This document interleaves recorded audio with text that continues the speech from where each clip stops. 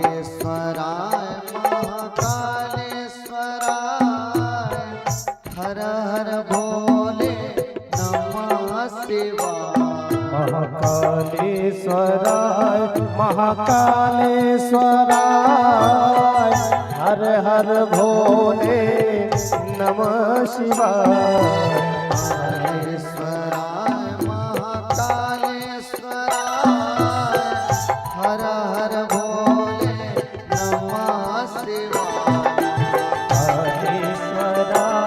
महाकालेश्वराय हर हर भोले नमः शिवाय।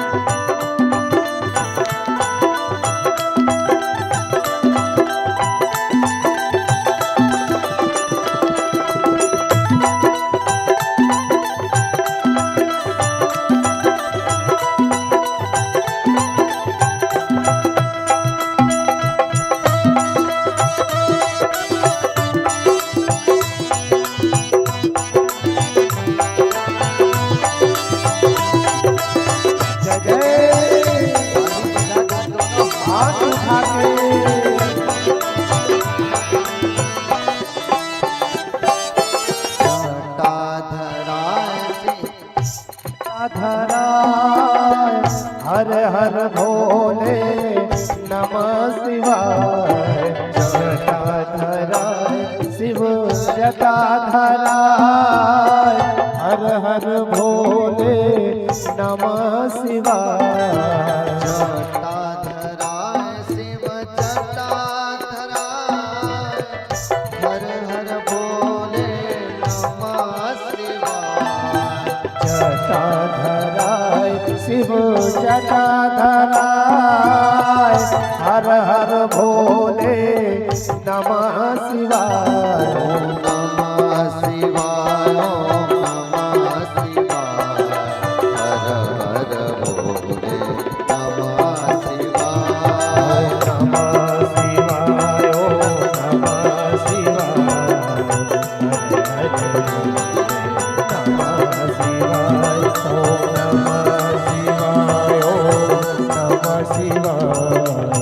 हर हर भोले नमः शिवाय।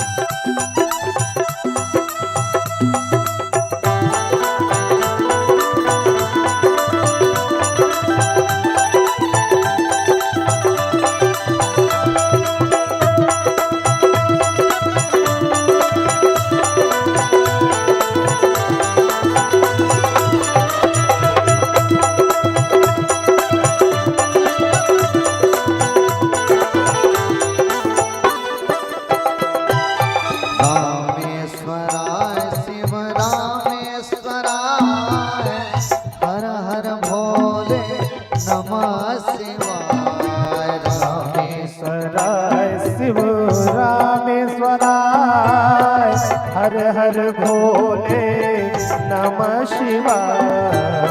रामेश्वराय शिव रामेश्वराय हर हर भोले नमः शिवाय। रामेश्वराय शिव रामेश्वराय हर हर भोले नमः शिवाय। ओम नमः शिवाय नमः शिवाय हर हर भोले नमः शिवाय। ओम नमः शिवाय ओम नमः शिवाय हर हर भोले नमः शिवाय। ओम नमः शिवाय ओम नमः शिवाय हर हर भोले नमः शिवाय।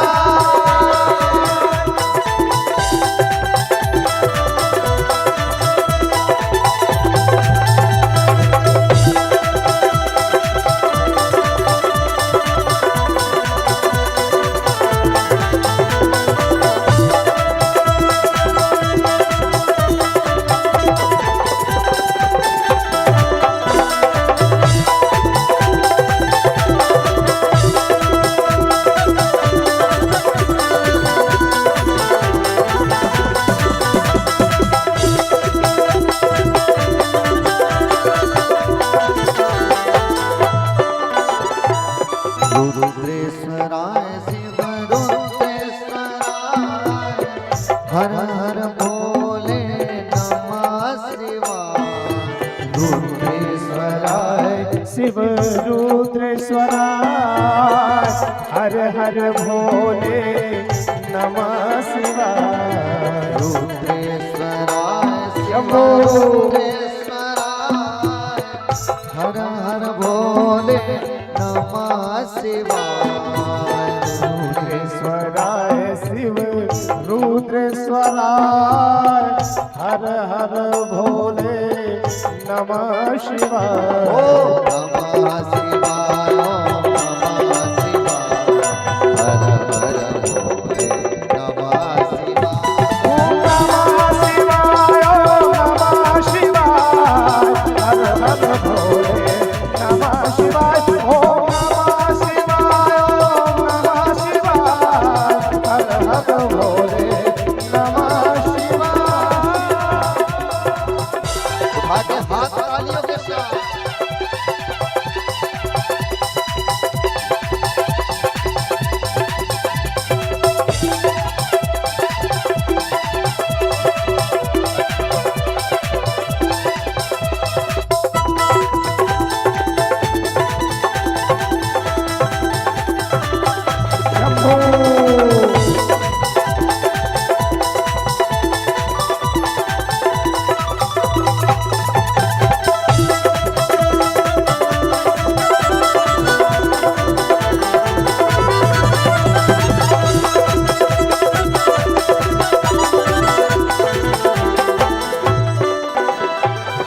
गंगाधराय शिव गंगाधराय हर हर भोले नमः शिवाय।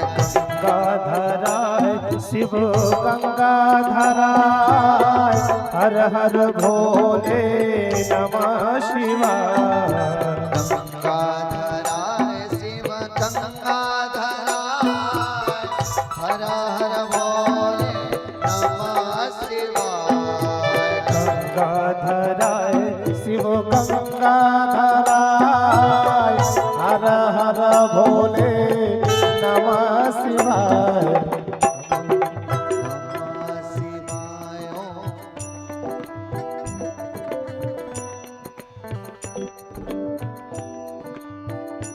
ओम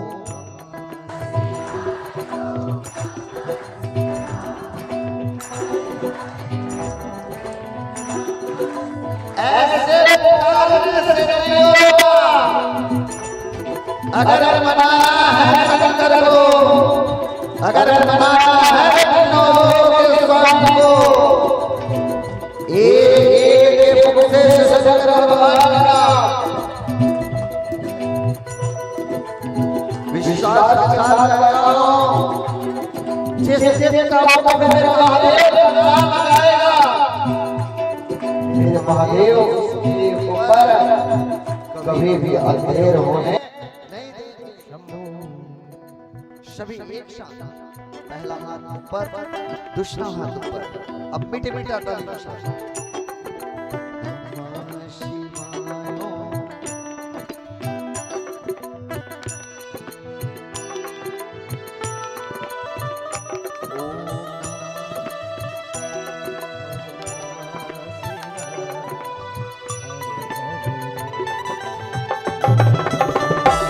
ओम नमः शिवाय, ओम नमः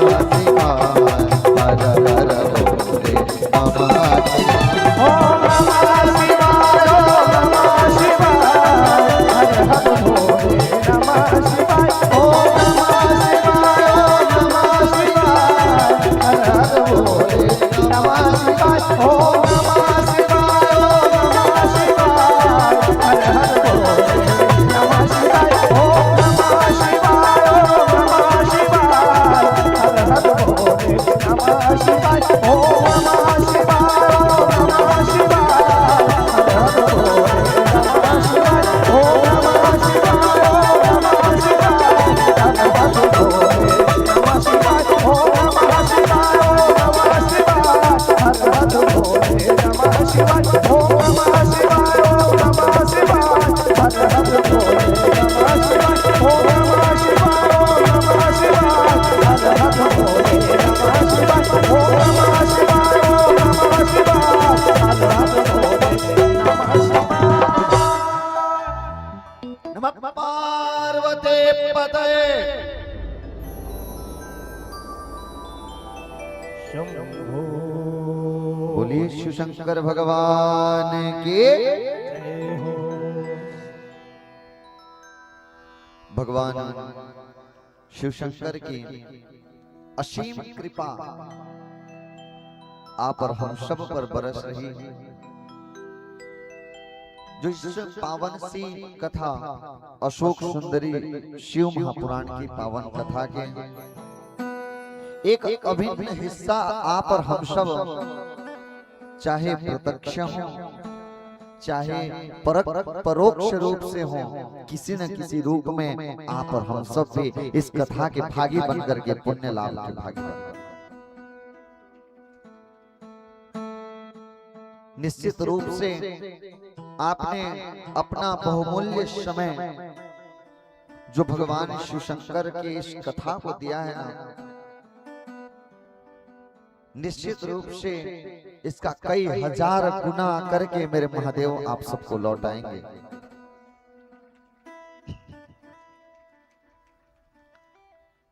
भगवान की इस दिव्य कथामृत में श्रीमान पुरुषोत्तम लाल डटसेना जी, डॉक्टर LK डटसेना जी, श्रीमती मीना डटसेना जी, डॉक्टर TK डटसेना जी, श्रीमती लक्ष्मी डटसेना जी, ज्योति शिखा डटसेना, दीप्ति शिखा डटसेना, शशांक रंजन डटसेना, मयंक रंजन डटसेना, श्रीमती हेमांगनी सिन्हा, श्री उत्तम सिन्हा, टुकेश्वर डटसेना, श्रीमती मधु डटसेना, छगनलाल डटसेना, श्रीमती सुनीता डटसेना, धर्मेंद्र डटसेना, श्रीमती केसर डटसेना, हेमलाल साहू जी, श्रीमती पूर्णिमा साहू, अश्विनी साहू, श्रीमती पूर्णिका साहू, नेतू साहू, श्रीमती नंदिनी साहू, परी साहू, चंद्रकांति साहू, घनश्याम चंद्राकर जी, मनीषा चंद्राकर जी, वेदिका वेदांत चंद्राकर जी, खगेश्वर ठाकुर, श्रीमती नीला ठाकुर, दीपक तिवारी, श्रीमती सपना तिवारी, भुवनेश्वर सबर जी, श्रीमती शांति सबर जी, एवं एक गुप्त यजमान भी हैं जो अपने पुत्री दामाद के निमित्त इसमें एक हिस्सा बन करके पुण्य लाभ के भागी बन रहे हैं। साथ ही साथ आप सभी भगवान शिव के अनन्य भक्त जो इस कथामृत में गोता लगा करके अपने और अपने परिवार की उस दिव्य प्रेमामृत का पान कर रहे हैं। मैं निश्चित रूप से कहूंगा भक्तों कि आप बड़े भाग्यशाली हैं, बड़े भाग मानुष तन पावा। शास्त्रों में मानव का जन्म पाना बड़े भाग्य से बताया गया है। 84 लाख योनियों में भटकने के बाद मानव का देह मिलता है, और सबसे बड़ा सौभाग्य आप और हम सब का कि हमें इस भारत की भूमि में जन्म दिया। क्योंकि आप देखेंगे सभी देवी देवता जाकर के कोई नीदरलैंड में कोई भगवान अवतारने लिए हैं, कोई जाकर के दुबई में अवतारने लिए, सभी भगवान यही भारत में अवतार। भगवान ने जिस भूमि को चयन किया है अपने लिए, सबसे बड़े भाग्य के हमारा जन्म भी उस भूमि में हुआ। उसके बाद यही भारत के आप और हम सब एक ऐसे क्षेत्र में जन्म लिए हैं जिस क्षेत्र में भगवान श्री राम का ननिहाल भी कहा जाता है। ये हमारा क्षेत्र भगवान की उस भक्तिमय में भारत देश में। आप सबको बताऊं भक्तों, आज वर्तमान की स्थिति बता रहा हूं, आज भी भारत में ऐसे कई प्रदेश हैं जहां भगवान का नाम लेने से जेल में डाल देते हैं। कई प्रदेश ऐसे हैं जहां भगवान का नाम खुले से आप नहीं ले सकते। आपको भगवान की नाम लेने के लिए भी रोक लगा दी जाती है। हमारा सौभाग्य है कि हम यहाँ बैठ के कथा सुन पा रहे हैं।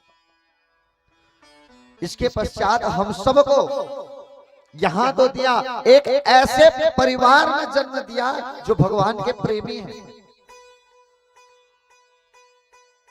इसके पश्चात सनातन धर्म में जन्म दिया, ये एक सौभाग्य है।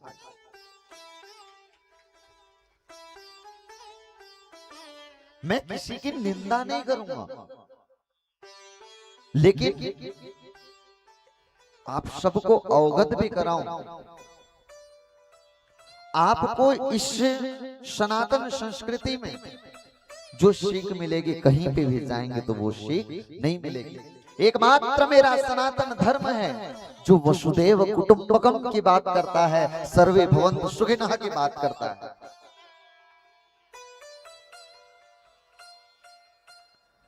एकमात्र सत्य सनातन धर्म है जो समाज में एकजुटता का संदेश देता है। अपने धर्म में आप रहिए, अपने धर्म को पहचानिए, भगवान की उस दिव्य नामामृत को हृदय में बसाइए। लेकिन समस्या की बात यहां फंस जाती है, आज कुछ लोग क्षणिक लोभ में अपना धर्म त्याग देते हैं। क्षणिक लोभ में आप सबको बताऊं भक्तों, शास्त्र कहता है स्वधर्मे निधनम श्रेय, अपने धर्म में मरना सीखो। अगर कोई गले में तलवार रखकर कहे धर्म छोड़ दो वरना मार देंगे, कह देना मरना स्वीकार है लेकिन धर्म छोड़ना नहीं। एकमात्र सनातन धर्म है जो आप सनातनी पैदा होते हैं, दूसरों में तो बनाया जाता है महाराज, दूसरों को बनाया जाता है। एकमात्र सनातन संस्कृति है जिसमें आप जन्म लेते हैं, जन्म से आप सनातनी हैं।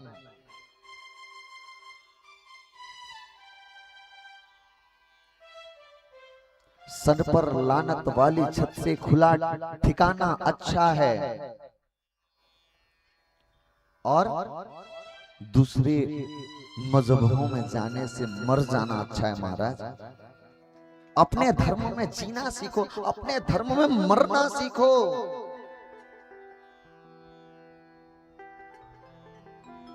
आप और हम सब के पूर्वज, आप सबको ज्ञात होगा, हमारे दादा के दादा, ज्यादा बड़ी बात नहीं, कितने प्रताड़ित हुए हैं और क्या बचाए हैं? अपने धर्म को। अपने धर्म की रक्षा के लिए हमारे दादा परदादाओं ने न जाने अंग्रेजों के कितने दंड सहे हैं और अपने धर्म को बचा कर रखे हैं। अपने धर्म की वास्तविकता को पहचानो, मेरे राम को पहचानो, मेरे कृष्ण को पहचानो, मेरे महादेव को पहचानो। भगवान की वो है तो कृपा दृष्टि सदैव आप और हम सब पर बरस रही है। भगवान की इस प्रेम को हृदय में बसा कर तो देखें। मैं विश्वास के साथ कहता हूं, बाबा के द्वार में आप अपनी अर्जी लगाएंगे, हो सकता है देर हो जाए, लेकिन विश्वास के साथ कहता हूं, बाबा के द्वार में कभी अंधेर नहीं होगी। बाबा के द्वार में देर हो सकती है पर कभी भी अंधेर होने वाले नहीं है। इतने भोले भाले मेरे शिव शंकर भगवान, फिर भी इन्हें छोड़कर जा, क्षणिक सुख को ना देखें, अपने धर्म की वास्तविकता को पहचानें। भगवान की वह दिव्य पावन सी कथा जिसमें आप और हम सब विगत 4 दिनों से गोता लगाते आए हैं और आज कौन सी परीक्षा है? 5वीं परीक्षा। 5वीं परीक्षा में भगवान की 5वीं सीढ़ी में बैठे। मानो भगवत प्राप्ति के जो 7 सीढ़ियां हैं, पहली सीढ़ी पहले दिन बैठे, दूसरे दिन दूसरी सीढ़ी, तीसरी, चौथी, आज 5वीं सीढ़ी में बैठे हैं। 5वीं, 6वीं, 7वीं ऐसे करते जब भगवत प्राप्ति के मार्ग में जाएंगे, निश्चित रूप से मेरा भोला भंडारी सदैव कृपा करने के लिए दौड़ आते आए। सदैव आप सबसे कहना चाहूंगा कि आपकी वास्तविकता को पहचानो। हमारा कथा का प्रसंग है अशोक सुंदरी। अशोक सुंदरी का विषय रखने के कारण कि समाज में किस प्रकार की वास्तविक प्रेम रहता है। एक परिवार की प्रेम को अगर जानना है तो महादेव के परिवार से जानिए, और उसी लिए ये विषय रखा गया। अशोक सुंदरी भगवान शिव शंकर मैया पार्वती की पुत्री। देखिए भक्तों, आप सबसे मैं कहना चाहूंगा, कल की कथा में आप क्या उत्सव मनाए हैं? मैया के जन्म का। आप सबको बताऊं, वो बड़े भाग्यशाली होते हैं जिनके यहाँ बेटियां होती हैं। व्यक्ति के घर में किसी के यहाँ भाग्य का उदय होता है, भाग्य का उदय होता है तो उसके यहाँ पुत्र का जन्म होता है। लेकिन सैकड़ों भाग्यों का जब उदय होता है तो उनके यहाँ बेटी जन्म लेती है। लेकिन आज वर्तमान में एक स्थिति आप देखेंगे,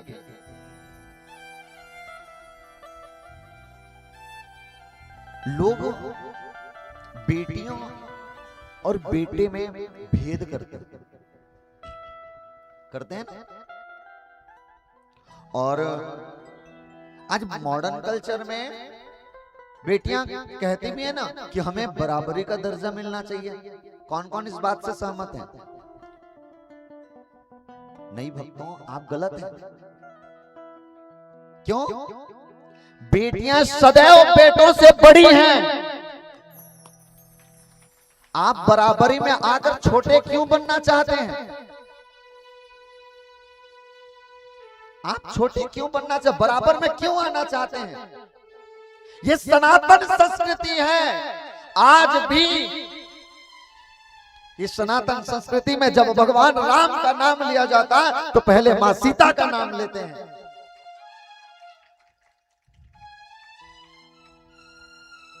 ये सनातन संस्कृति है।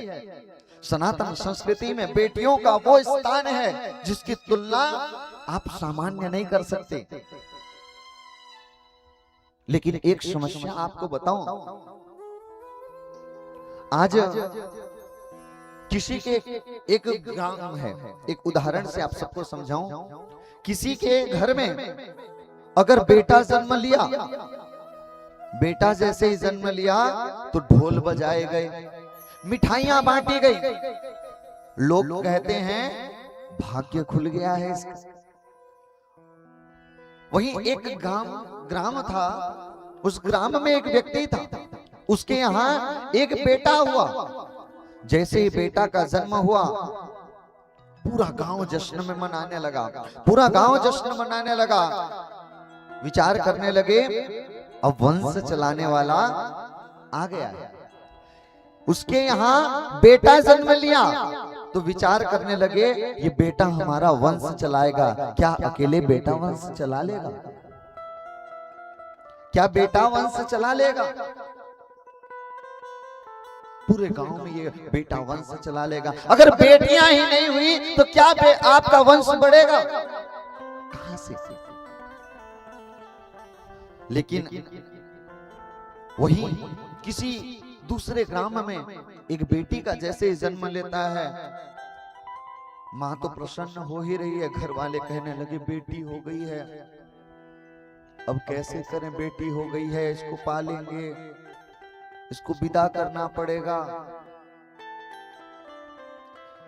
अब ऐसे करते जब समय बीतता है, जब कुछ समय बीतता है, बेटा बड़ा होता है और उसके यहाँ बेटी भी बड़ी हो रही है। बेटी के लिए दुखी तो है, बेटा के लिए वो खुश है, लेकिन समय बीता तो वही बेटा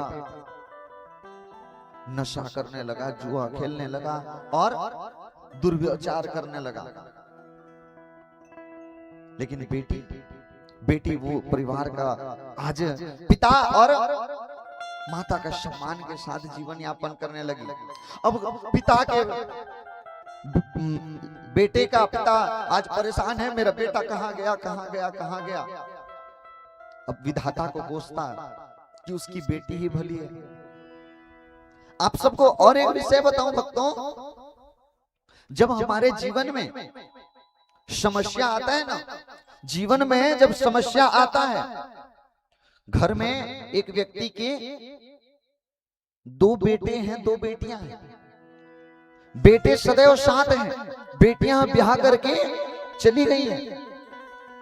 लेकिन फिर भी जब जब माता पिता को कुछ परेशानी होती तो बेटों से पहले बेटियां दौड़ करके आ जाती हैं। ये बेटी की प्रेम है। बेटा तारे एक कुल को, बेटी 2 कुल तारती। बेटियां एक कुल नहीं, 2-2 कुल को तारती हैं। ये दोनों की बेटा और बेटियों में एक साथ तुलना कभी भी नहीं हो सकती, बराबरी का दर्जा हो ही नहीं सकता। ये सदैव पूजनीय है।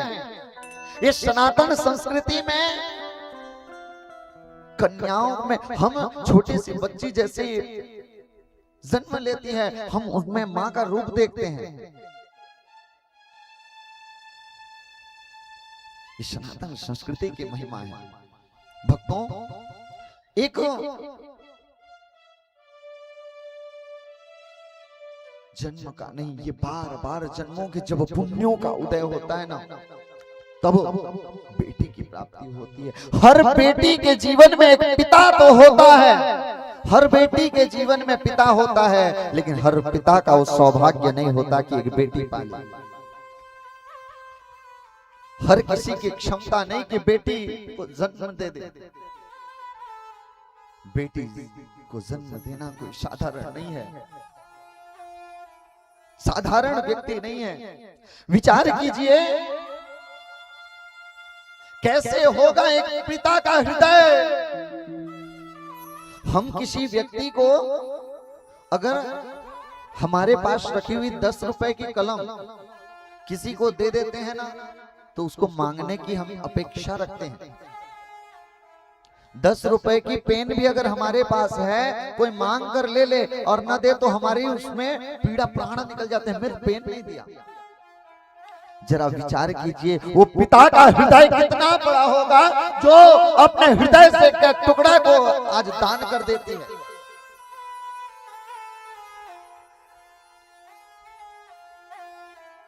एक स्थान था जहां पर दो मित्र थे। दो मित्र जब थे तब पहले मित्र कहता है, बड़े दिनों बाद मिले, कहता है अरे मित्र, मेरे 3 पुत्र हैं, प्रसन्नता के साथ। अब वो कहने लगा कि मेरी भी एक बेटी है। वो मानो मन ही मन हंसने लगा। तो बेटी कहती है क्यों अंकल, इसमें हंसने की बात नहीं है, हर किसी के किस्मत में, हर किसी की औकात नहीं होती बेटी को पालने की। बेटी को दान करने के लिए एक बड़ा हृदय चाहिए, बड़ा कलेजा चाहिए जो बेटी का दान कर सके।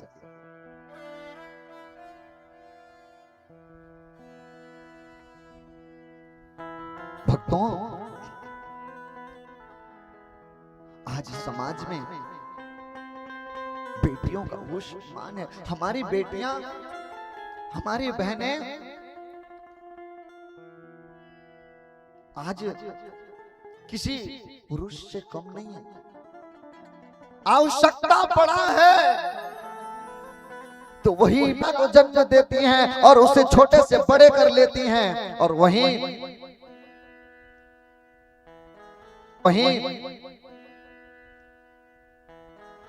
अगर समाज में अत्याचार बढ़ता है तो वही वीरांगना बन करके हाथ में अस्त्र लेकर के युद्ध भी करने की क्षमता रखती हैं। यह है भारत की नारियां, यह है भारत की। एक तरफ वो नारी जो माता अनुसुईया बताए ना, पतिव्रता धर्म के प्रभाव से देवताओं को भी आज तीनों लोगों के स्वामी को बच्चे बनाकर खिला देती है, तो वहीं समाज में अत्याचार बढ़ता है तो भद्रकाली के रूप में हाथ में अस्त्र लेकर के भी दौड़ पड़ती हैं।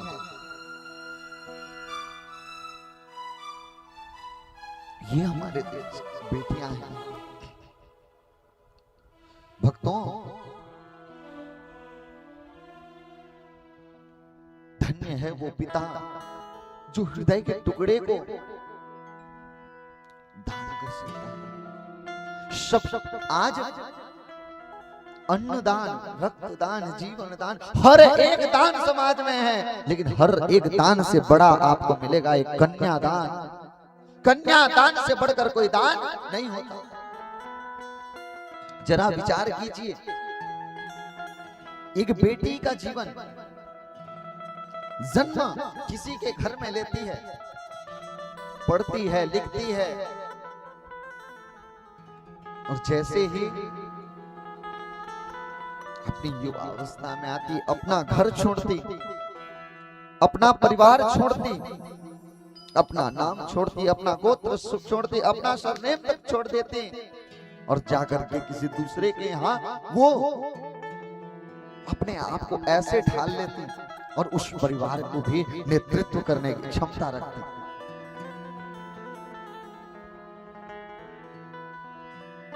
और बेटा तो केवल एक परिवार की रक्षा करता है। बेटा के जीवन एक परिवार की कुल को तारता है, बेटियां दो कुल को तारती हैं।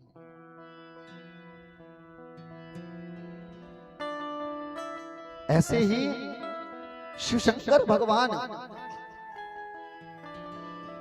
मैया पार्वती के सुंदर सी सुयोग्य कन्या अशोक सुंदरी के रूप में जब मैया पार्वती विचार करते कि मैं अपने मन की बात किससे कहूं, ये कल्पना जब करती तब अशोक के वृक्ष, कल्प वृक्ष के नीचे बैठ करके वो कल्पना की पुत्री का, कल्पना की पुत्री का तो इस दिव्य रूप में मैया अशोक सुंदरी का जन्म हुआ। अशोक की वृक्ष, जिसका शोक न हो वो है अशोक, और वो दिव्य सुंदरी, जो सुंदरी होने के कारण मैया का नाम हुआ अशोक सुंदरी। मैया का वो दिव्य स्वरूप। भक्तों, आप सबसे कहना चाहूंगा, वो दिव्य प्रेम, वो दिव्य नाम, वो दिव्य हृदय की अंतःकरण में बसा कर रखें, क्योंकि ये जीवन है, कब पता नहीं ये जीवन की डोर बुझ जाएगी, ये जीवन की डोर न जाने कब बुझ जाएगी। इसीलिए अपनी वास्तविकता को पहचाने और भगवान नाम की ओर बढ़ते रहे, क्योंकि जाने में हो भगवान का नाम, अनजाने में हो भगवान का नाम, किसी भी प्रकार आपके मुख से अगर भगवान का नाम आ जाए, भगवान का स्मरण हो जाए, जान करके आप एक लोटा जल चाहे चढ़ाएं, चाहे आपके हाथ से स्पर्श हुआ जल अनजाने में चढ़ जाए, बाबा का कृपा होकर ही रहेगा। जाने में हो चाहे अनजाने में हो, बाबा की कृपा तो बरस कर रहेगी। एक समय की बात है, एक भक्त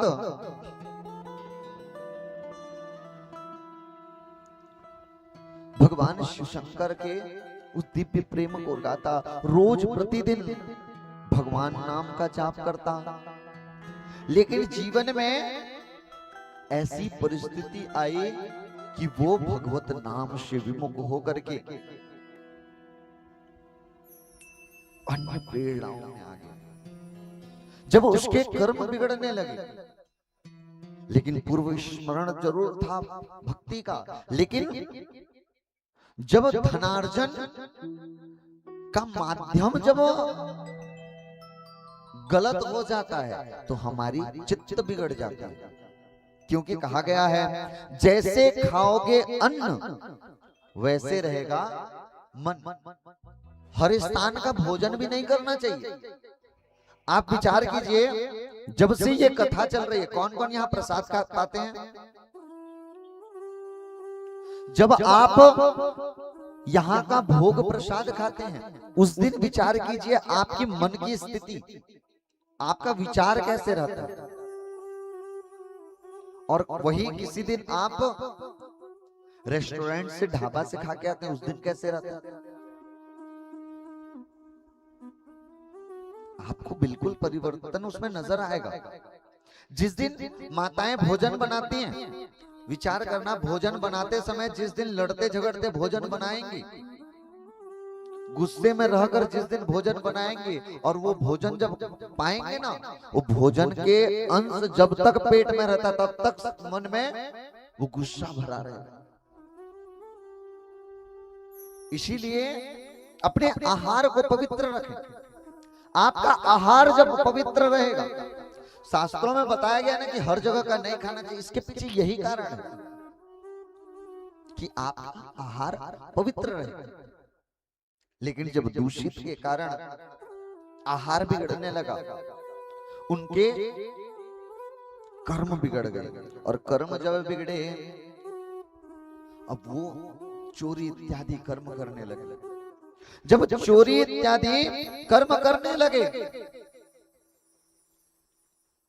अब चोरी करते करते एक दिन वो पहुंचा भगवान के मंदिर में। मंदिर में जब चोरी करने पहुंचा तो वहां अंधेरा था। अंधेरा था तो विचार करता कि अंधेरे में कैसे चुराए। अपना ही कपड़ा का एक किनारे को फाड़ करके उसमें आग लगाता। जैसे ही आग लगाया, वहां से जब जैसे ही ज्योत के समान जलने लगी, बाबा मानो बाबा इतना में ही प्रसन्न हो गए। विचार करते, मेरे इस अंधेरे में किसी भक्त ने दिया जला दिया है। अंधेरे में किसी ने दिया जला दिया। मानो ऐसे भोले बाबा औघड़ वरदानी, पता नहीं आपके किस कर्म से प्रसन्न हो जाए। अनजाने में चोर ने, उसने तो चोरी करने के लिए जलाया था, चोरी करने के लिए जलाया। बाबा विचार करने लगे, देखो कैसा भक्त है जो कपड़े को ही फाड़ करके जोत बना लिया। बाबा हम सब पर कृपा करने के लिए बरस रहे हैं, उनकी कृपा, उनकी नामामृत को हृदय की अंतःकरण में बसा कर रखें और हृदय की अंतःकरण में बसाएं, क्योंकि पता नहीं कब भगवान की वो कृपा आप पर बरस जाए। और भोले बाबा के उद्वार पे सदैव जाते रहें और सब भक्तों से कहना, मुझे भोलेनाथ से वो सुंदर सी प्रेम में लगा देना, और कोई जा करके हमें पता तो दो कहां भोले बाबा रहते। एक भक्त का विचार कहता,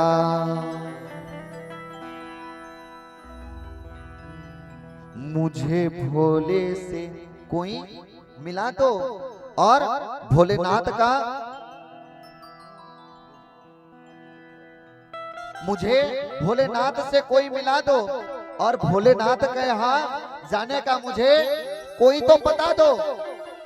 आज वो भक्त का वो दिव्य प्रेम में जाता और वो नाम को जापता और भक्तों से आपस में कहता कि कोई तो जा करके मुझे कैसे भगवान की ओर जाऊं, कैसे मैं भगवान की मार्ग की ओर जा सकता हूं, इसका मुझे कोई तो पता दो। कैलाश जाने वालों से मेरा दिल का हाल सुना दो।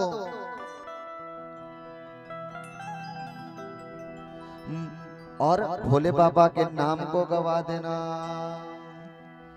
मुझे भोले से, भोले बाबा से वो नाम को बता देना, मुझे भोले से कोई मिला दो, भोलेनाथ का मुझे पता दो। कौन कौन चाहते हैं भोले बाबा का पता मिले? आइए मीठी मीठी ताली से कहें, मुझे भोले से कोई मिला दे, भोलेनाथ का मुझे पता दे। कैलाश जाने वालों से मेरा दिल का हाल सुना दे। मुझे रात दिना बस भोले की याद सतावे से है, मुझे भोलेनाथ बिना और कछु नहीं भावे से। आइए उस सुंदर से नामामृत में मीठी मीठी तालियों के साथ भोलेनाथ के उस दिव्य प्रेम को पाएं।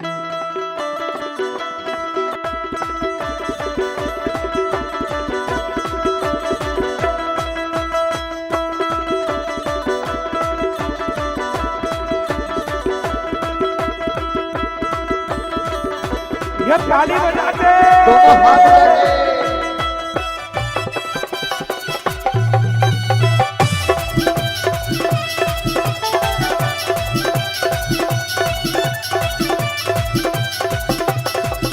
मुझे भोले से कोई मिला दो, भोलेनाथ का मुझे बता दो। कैलाश जाने वालों से मेरा दिल का हाल सुना दो। मुझे रात बिना बस भोले की याद सतावे से है, मुझे भोलेनाथ बिना और कछो नहीं पावे से। मुझे रात बिना बस भोले की याद सतावे से है, मुझे भोलेनाथ बिना और कछो नहीं पावे से। दोनों हाथ उठाए।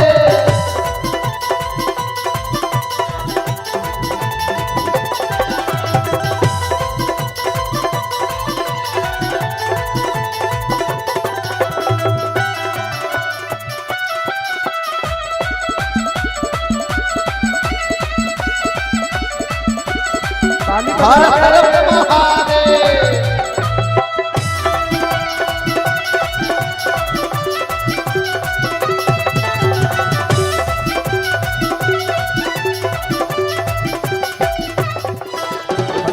ना जाके कह दो मेरे भोलेनाथ को, बस इतनी कृपा कर दे आओ मेरे द्वार को।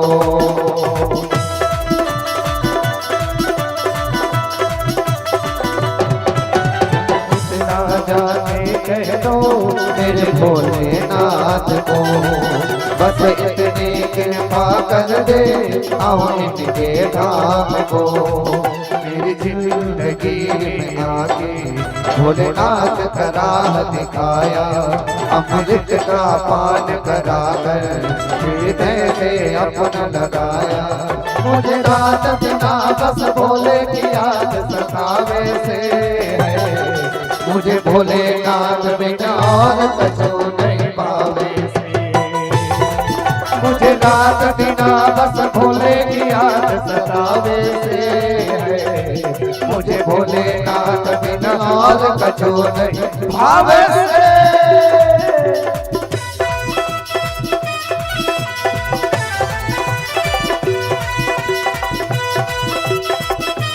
दोनों हाथ उठाकर झूमते हुए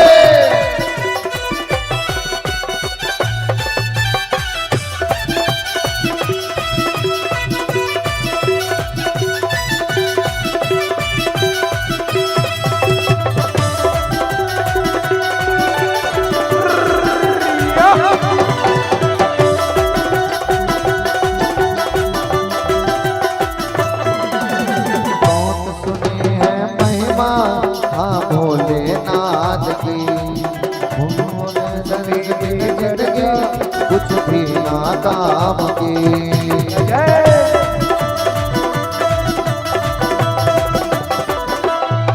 मैंने बहुत सुनी है महिमा हाँ भोलेनाथ की।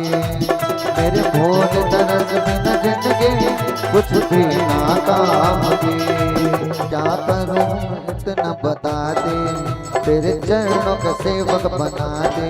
मेरी अखियां तरस गई हैं, अपना दीदार करा दे। मुझे सपने देकर भोले नजर नहीं आवे से, मुझे भोलेनाथ बिन और कछु नहीं भावे से। मुझे सपने देकर भोले नजर नहीं आवे से, मुझे भोलेनाथ बिना और कछु नहीं भावे से। उठा के दोनों हाथ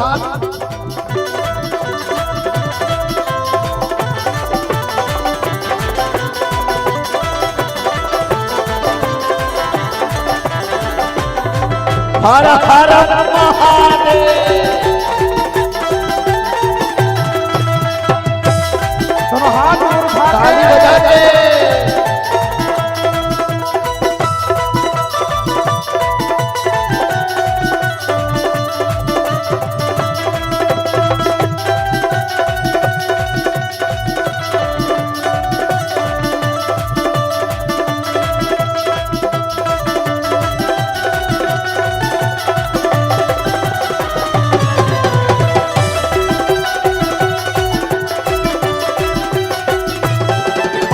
सांस में लिख दिया मैंने तेरे नाम को। आज सांस में लिख दिया मैंने तेरे नाम को। मैं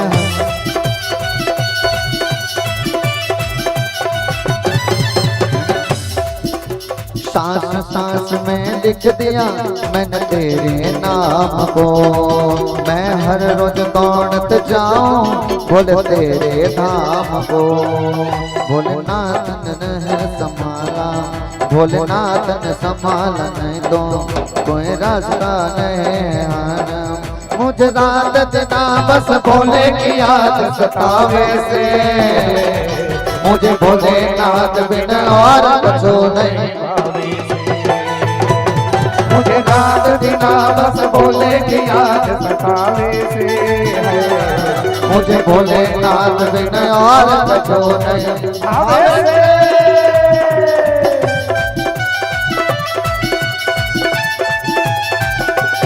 ताली बजा के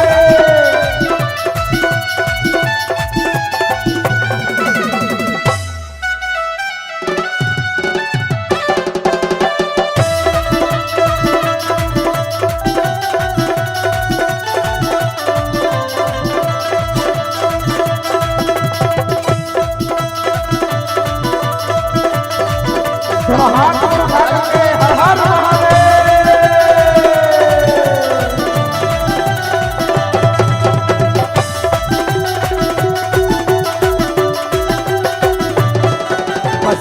इतना जाके कह दो मेरे भोलेनाथ को। बस इतना जाके कह दो मेरे भोलेनाथ को।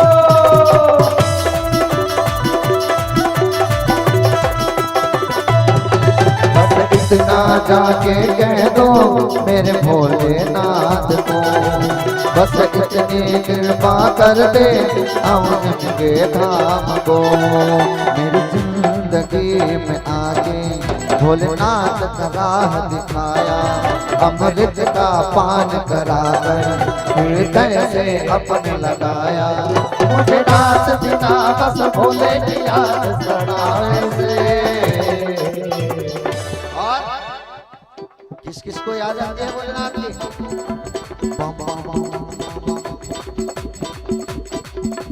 भोले मुझे रात बिना बस भोले की याद सतावे से है। मुझे भोलेनाथ बिना और कसो नहीं पावे से। मुझे रात बिना बस भोले की याद सतावे से मुझे भोलेनाथ बिना और कछु नहीं पावे से। मुझे रात बिना बस भोले की याद सतावे से। मुझे भोलेनाथ बिना और कछु नहीं पावे से। मुझे रात बिना बस भोले की याद सतावे से। मुझे भोलेनाथ बिना और कछु नहीं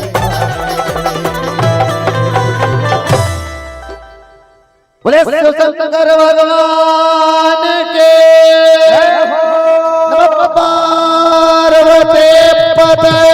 हर हर हर महादेव शंभो। भगवान शिव शंकर की वो नामामृत हृदय के अंतःकरण में, जब आपके हृदय के अंतःकरण में भगवत प्राप्ति की वो दिव्य इच्छा, भगवत प्रेम की वो आपका रोम रोम जब जागृत होगा ना, तब भगवान की एक क्षण में प्राप्ति हो जाएगी। भक्तों, आप पर हम सब प्रश्न करते हैं ना कि भगवान की प्राप्ति कब होगी, भगवान की प्राप्ति कब होगी? कौन कौन विचार करते हैं? आप सभी विचार करते हैं ना कि रोज जाते हैं मंदिर, रोज ओम नमः शिवाय, ओम नमः शिवाय, ओम नमः शिवाय ओम करते तो रोज हैं, लेकिन मिलेंगे कब? यही प्रश्न एक समय एक शिष्य अपने गुरुजी से पूछते हैं कि गुरुजी, मुझे भगवान की प्राप्ति कब होगी? अब एक व्यक्ति जब पूछने लगे कि भगवान की प्राप्ति कब होगी, अब वो कहने लगे भगवान की प्राप्ति जानना चाहता है, ठीक है, कल सुबह मैं जब स्नान करने जाऊं उस समय आना, मैं बताऊंगा। अब वो पहुंच गया सुबह सुबह कि भगवान कैसे मिलेंगे, भाई कोई बता रहे। अब कोई व्यक्ति आपसे कह दे कि भगवान कैसे मिलेंगे, कल सुबह आना, मैं बताऊंगा, तो रात को नींद नहीं आएगी, कैसे मिलेंगे, चलो तो पहुंच जाए। अरे प्रदोष व्रत करते करते आज आधा उम्र निकल गया, भगवान की प्राप्ति नहीं हो रही, चलो एक बार में मिला दे रहा है कोई, जाना चाहेंगे ना। अब वैसे ही पहुंच गए कहां, उनके पास में, और कहने लगे बताओ हमें भगवान की प्राप्ति कैसे होगी? वो कहने लगे जल के अंदर तो आओ, बता रहा हूं। जैसे ही अंदर जाकर पूछने लगे कि कैसे मिलेंगे भगवान, उसने पकड़ा और सीधा पानी में डुबो दिया। अब एक व्यक्ति की स्थिति क्या होगी? आपको कोई जल में आप गए और आपको पकड़ के कोई जल में डाल दे अंदर, फिर चाहे कोई भी हो मारने पीटने लग जाए अंदर से, और वहां पे आप देखेंगे कि ये मेरे से बड़ा है, इसके ऊपर कैसे है? उस समय और कुछ नजर आने वाला, चाहे कोई भी हो, वहां हाथ पैर फेंकने लगा, लग जाए मर जाए कोई मतलब, एक बार यहां से बच तो जाऊं, होता है ना, एक बार यहां से बच तो जाऊं।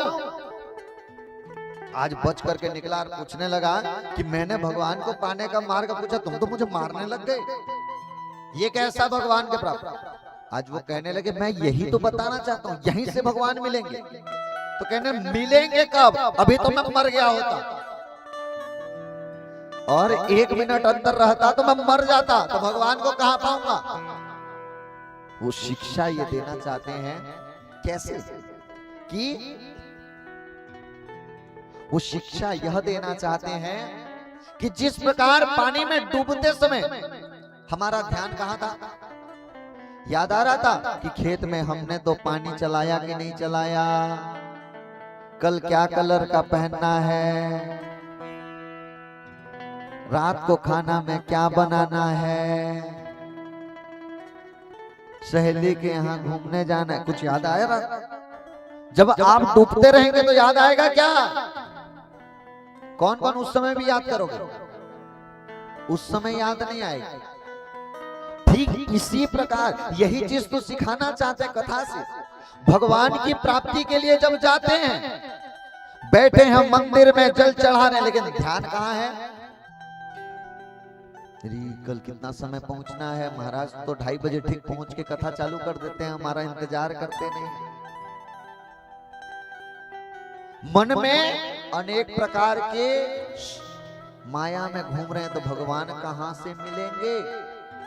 जिस प्रकार डूबते समय ध्यान केवल कहां था कि कैसे करके एक बार यहां से बच जाऊं, एक बार जैसे ही बच जाऊं तो फिर बाद का विचार करेंगे। ठीक उसी प्रकार भगवान को पाने के मार्ग में रहे, जब भगवान की भक्ति करें, जब भगवान का नाम जपें, माला पकड़कर एक एक गोटी जब आपकी खिसकते रहे और भगवान का नाम जाप होते रहे, तो केवल एक ही आपका ध्येय रहे, एक ही आपका उद्देश्य रहे कि भगवान की प्राप्ति। इस संसार का कोई भी विषय वासना आपको घेरे ना। जब आपका विषय इस संसार से हट करके आपका ध्यान जब जगत से हटकर जगदीश में आ जाएगा, तभी भगवान की प्राप्ति हो जाएगी। भक्तों, इस समाज में कुछ भी सदैव आपके साथ में रहने वाला नहीं। इसलिए भाव आता है ना, जगत में कोई न परमानेंट, जगत में कोई न परमानेंट, तेल चमेली चंदन साबुन, तेल चमेली चंदन साबुन, चाहे लगा लो सेंट, जगत में कोई न परमानेंट, जगत में कोई न परमानेंट। ये जगत में कोई भी परमानेंट नहीं है। चाहे जितना सज लो, चाहे जितना कमा लो, चाहे करोड़ों की संपत्ति हो, 1 करोड़पति व्यक्ति भी जाकर के शमशान में उसी तरह जलकर राख हो जाता है जैसे एक सामान्य व्यक्ति भी जलकर राख हो जाता है। जीवन की अगर सच्चाई है तो एकमात्र सत्य है, वो है मृत्यु। इस संसार में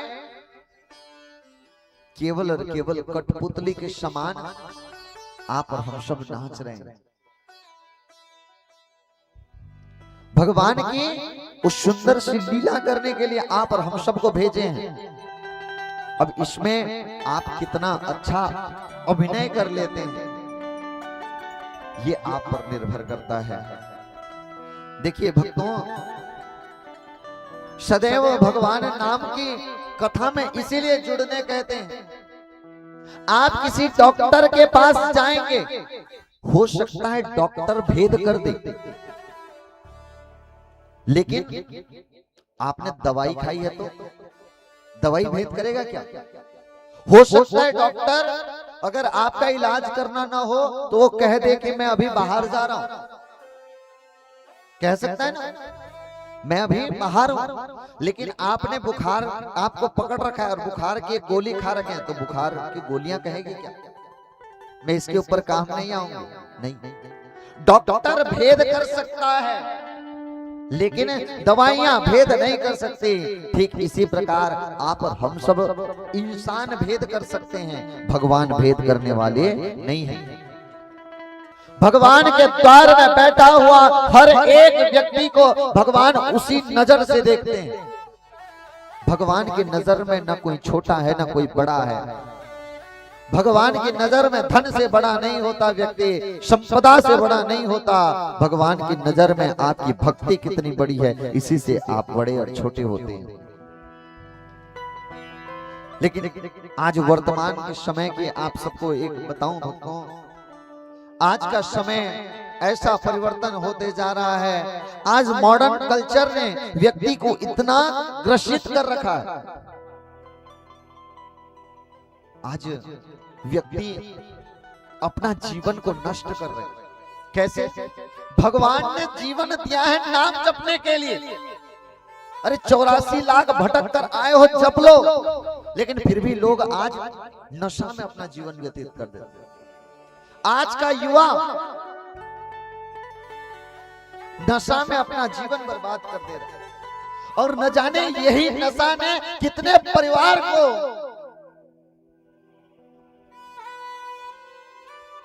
दुखी किया। आज देखेंगे बड़े से बड़े अपराधी का अगर जीवनी आप देखेंगे तो उसके अपराध का कारण वही नशा होता है। आपके एक व्यक्ति के नशा से आपका परिवार दुखी होता है। इस संसारिक नशाओं में मत रहना। इससे आपको एक उदाहरण बताऊं। आप सब समुद्र मंथन जानते हैं? समुद्र मंथन, जब समुद्र का मंथन किया गया था, समुद्र का जब मंथन हुआ तो देवता और दानव दोनों मिल गए थे और दोनों मिलकर के समुद्र का मंथन करने लगे।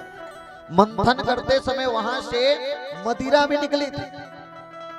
जैसे मदिरा निकले सभी दैत्य आज दौड़ पड़े कि हमें मदिरा दे दो, मदिरा दे दो, मदिरा। और सारे मदिरा दैत्य ही ले गए। उसमें से एक दैत्य जिसका नाम था राहु, वो दैत्यों के साथ न होकर के वहां से हट करके देवताओं की पंक्ति में आ गया था। और उसके बाद जब मंथन हुआ तो वहां से अमृत मिला। अब अमृत जब मिला, देवता तो पहले ही मदिरा में लुप्त हो चुके थे, अब फिर अमृत कहां से ले पाए? अब बांटने के लिए जब मोहिनी अवतार में भगवान आए, उनको देखकर मदिरा के चलते आज उनके पीछे पीछे सभी दैत्य दौड़ने लगे। और वही मदिरा के कारण दैत्य अमृत को खो बैठे, अमृत को खो बैठे। और वही एक दैत्य होते हुए भी, एक दुष्ट होते हुए भी वही मदिरा से बच गया, अमृत को पा लिया। तो आज नवग्रह में भी राहु केतु हैं। दैत्य होते हुए भी अमृत का पान कर लिया। भगवान ने गले से उसको धड़ से अलग भी कर दिया, लेकिन अमृत के प्रभाव से वो दो हो गए और दोनों बचे रहे। और आज नवग्रह में पूजे जाते हैं। अर्थात इस कहानी से सीख क्या मिली? जीवन में मदिरा के चलते अपना जीवन व्यतीत, नशा में अपना जीवन व्यतीत मत करना। किसी से पूछा कि ये नशा क्यों करते हो? जवाब आया कि महाराज ये एक बार ले लें तो फिर रात को अच्छी नींद आती है। किसी से पूछे कि मदिरा थोड़ा ले लें तो रात को अच्छी नींद आती है, तो फिर पूछे फिर अगले दिन सुबह ठीक हो जाते हैं, काम में लगे रहते हैं, फिर शाम को फिर पीना पड़ता। अगर नशा ही करना है जीवन में तो ऐसा नशा क्यों करना जो रात का पिया सुबह उतर जाए? कहते हैं कि जाम पे जाम पीने से क्या फायदा, रात की पी सुबह उतर जाएगी। पीना है तो भक्ति का जाम का नशा पी लो, एक बार में सारी जिंदगी नशे में गुजर जाएगी। अरे नशा करने से मना कहाँ कर रहे हैं? करना है सही से करो। ऐसे क्या रात का पिया हुआ सुबह उतर जाए? एक बार नशा मेरा महादेव करके तो देखो। जिस दिन महादेव का नशा चढ़ेगा ना, इस संसार का सारा नशा फीका लगेगा। इस सामान्य संसार का नशा न जाने कितने व्यक्तियों के घर उजाड़े हैं, न जाने कितने माताओं के सुहाग उजाड़े हैं। आप सबसे कहना चाहूंगा भक्तों, ये नशा आपका जीवन नष्ट कर देता है। आपका जीवन बहुमूल्य है। इसको इस साधारण से ऐसे ही मत गवाइए। भगवान ने बड़े कृपा करके आपको ये जीवन प्रदान किया है। इस जीवन का सदुपयोग हो। जिसने आज उदाहरण देखिए, आज तक कोई व्यक्ति है जो नशा करके कोई योग्य व्यक्ति बन पाए? नशा केवल और केवल पतन की ओर लेकर के जाता है, पतन की ओर। आप देखिए, जितना भी व्यक्ति हो, नशा में अगर धुत होगा तो एक न एक दिन उसकी पतन सुनिश्चित है। व्यक्ति नशा कर रहा है, जुआ खेल रहा है, ये आपके समाज को तोड़ने की एक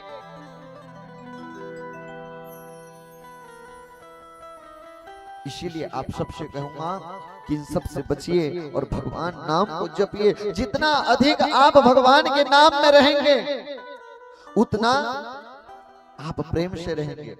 समस्या की बात यह है, आज इस संसार के विषय वासनाओं से दूर होकर कैसे भगवान आपके पास अगर आधे घंटे का भी समय मिले ना, तो चारी चुगली करने से बेहतर है भगवान का नाम जप लो। वो काम आएगा। आपकी चारे चुगली जाने वाले नहीं है, वो यहीं धरा रह जाएगा। उतना ही समय आपने भगवान के नाम अगर जपा होता, मैं यकीन के साथ कहता हूं, अगर अनजाने में कोई व्यक्ति भगवान का नाम ले लेता है तो उस पर भगवान की कृपा बरसती है। तो जानकर आप और हम सब यहाँ बैठे हैं, तो क्या भगवान छोड़ देंगे? छोड़ने वाले नहीं हैं। भगवान दैत्यों पर कृपा किए हैं, बड़े बड़े दुष्टों पर कृपा किए हैं। हम तो उनके पथिक हैं, उनके मार्ग में चल रहे हैं, उनका नाम जप रहे हैं। बस केवल उद्देश्य आप और हम सब का यही रहे कि कैसे भगवान को पा सकें, कैसे भगवान के नाम को गा सकें। अगर आपका रोम रोम जब भगवान के नाम को गाएगा ना, जीवन में लाख विपत्तियां आए। मैं ये नहीं कहूंगा कि आप भगवान के भक्ति में रहोगे तो फिर जीवन में दुख नहीं आएगा, ऐसी बात नहीं है। जो होना है वो होकर रहेगा, उसमें टलने वाला नहीं है। अब मैं कह दूं कि जीवन में दुख नहीं आएगा, कल को सब मेरे घर पहुंच जाओ, जीवन में महाराज दुख आया, मैं कहां करूं? जीवन में दुख जो आना है वो आकर रहेगा, लेकिन फिर करना क्यों है भक्ति? करना इसीलिए है कि वो दुख को सहने की क्षमता मेरे महादेव देते हैं। जब दुख में सहने की क्षमता आएगी तो वो दुख फीकी नजर आएगा। इसीलिए क्या आवश्यकता है आपको समाज में एकता होने की। देखिए, हमारे एक उंगली में इतनी क्षमता नहीं है कि एक पत्थर को उठा सके, लेकिन वही पांचों उंगलियां एक हो जाती हैं तो वही पत्थर को तोड़ने की भी क्षमता रखते हैं। यही शिक्षा हमें महादेव की कथा देती है। भगवान शिव की कथा हमें यही शिक्षा देती है कि समाज में किस प्रकार से एक होकर रहें।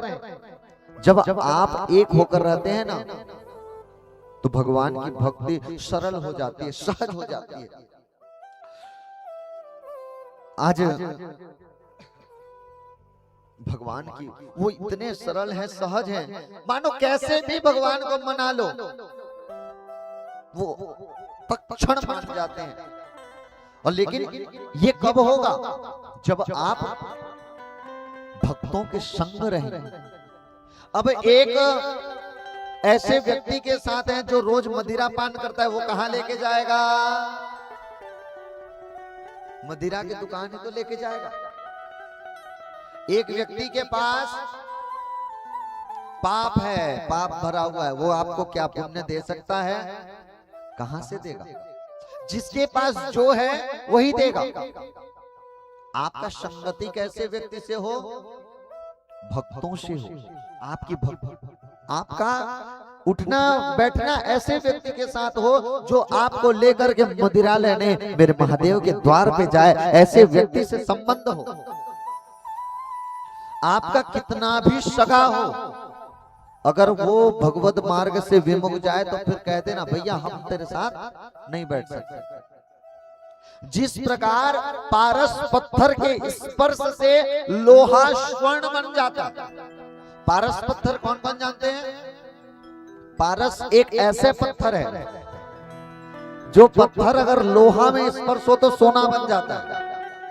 पारस पत्थर के स्पर्श से लोहा स्वर्ण बन जाता है। ठीक उसी प्रकार भक्तों के स्पर्श से दुष्ट व्यक्ति भी संत बन जाता है।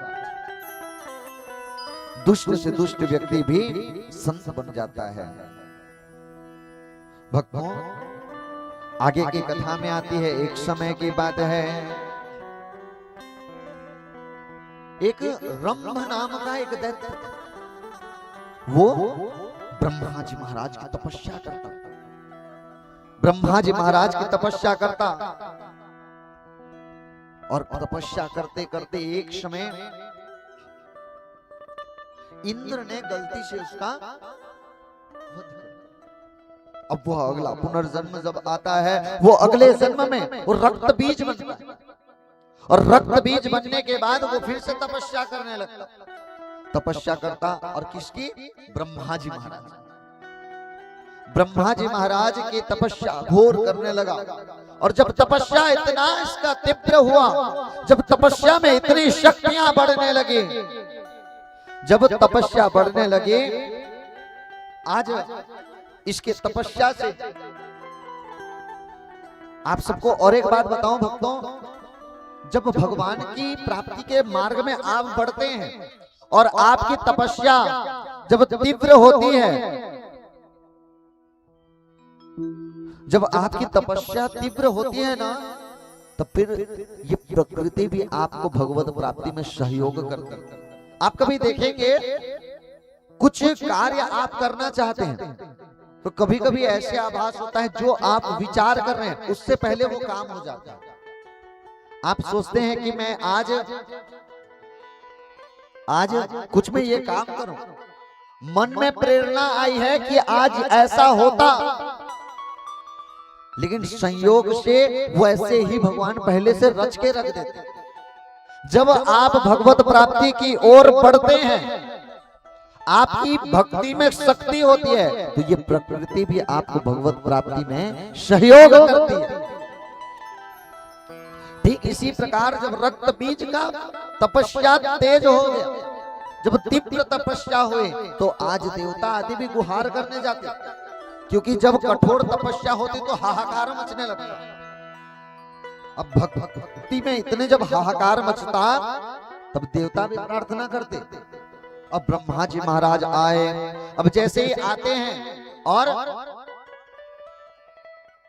जैसे ही कहने लगे कि मांगो, क्या मांगना चाहते हो? अब राक्षसों का क्या मांगते हैं? मुझे अमर कर दो।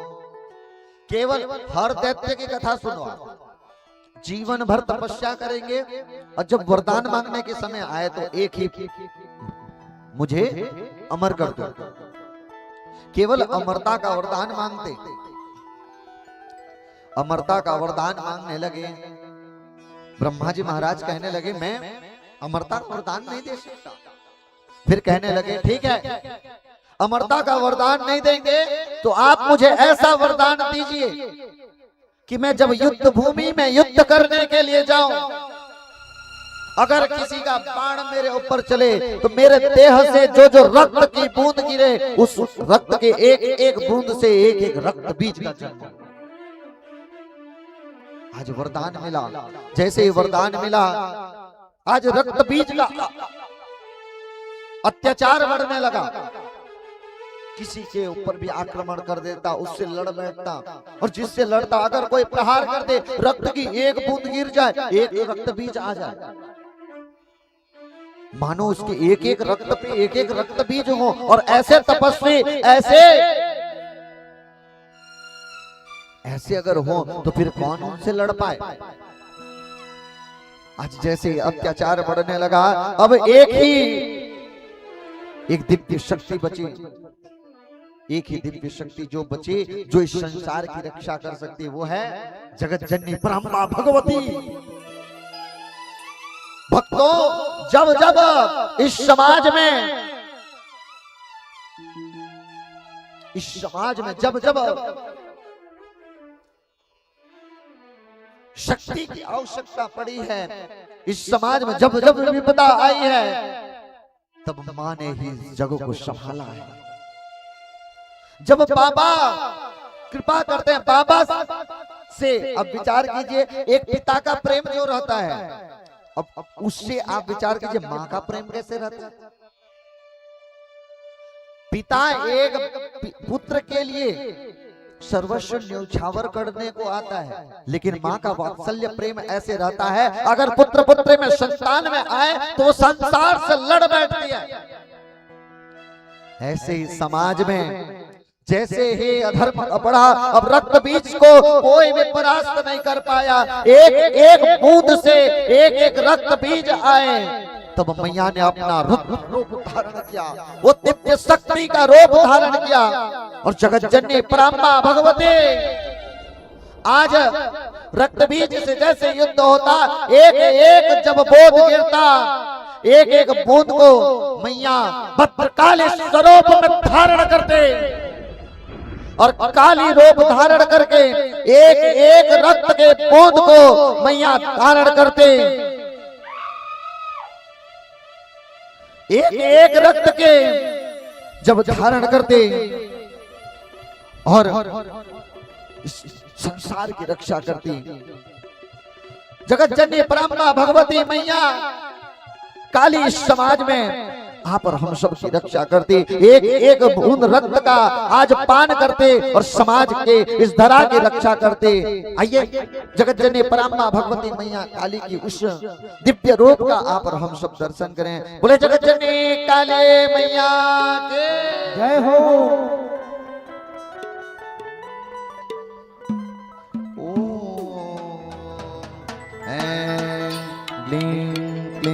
चामुंडाय विचे, क्लीं क्लीं चामुंडाय विचे, ओम ऐं क्लीं क्लीं चामुंडाय विचे।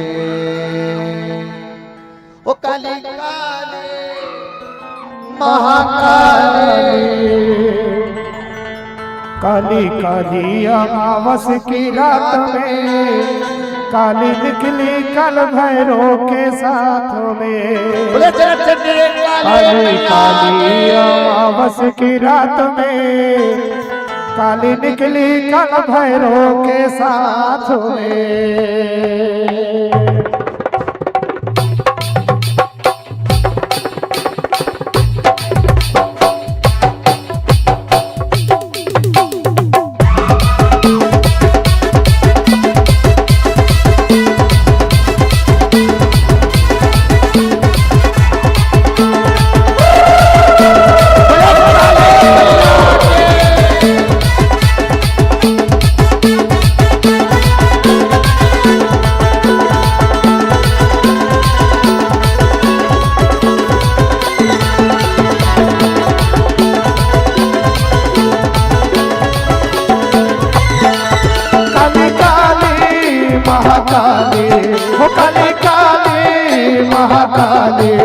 काली काली अमावस की रात में काली निकली कर भैरव के साथ में। काली काली अमावस की रात में काली निकली कर भैरव के साथ में।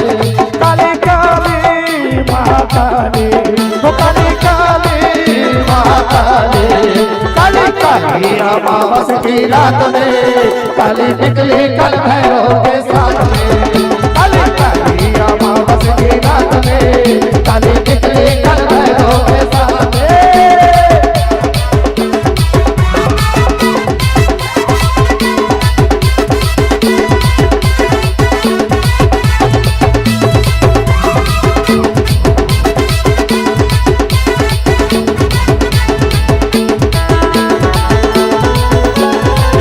आगे बढ़ जाते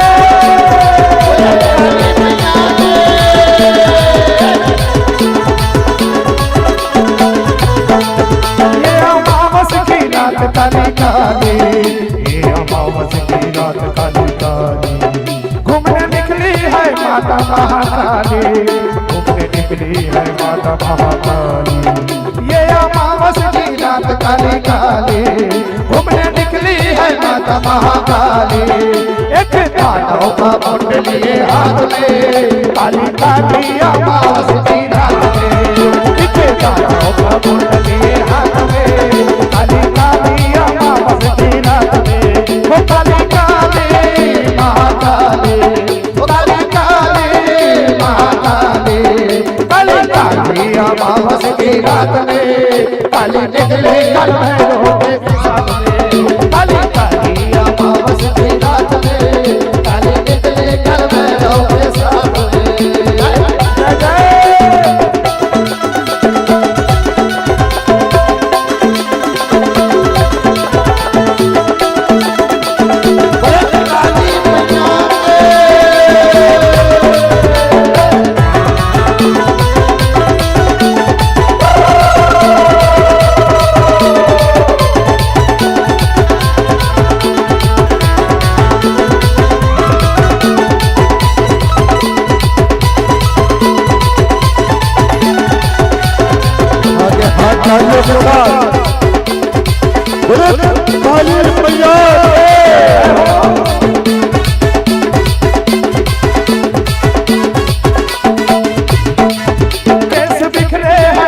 काले काले, केस बिखरे हैं माथे काले काले।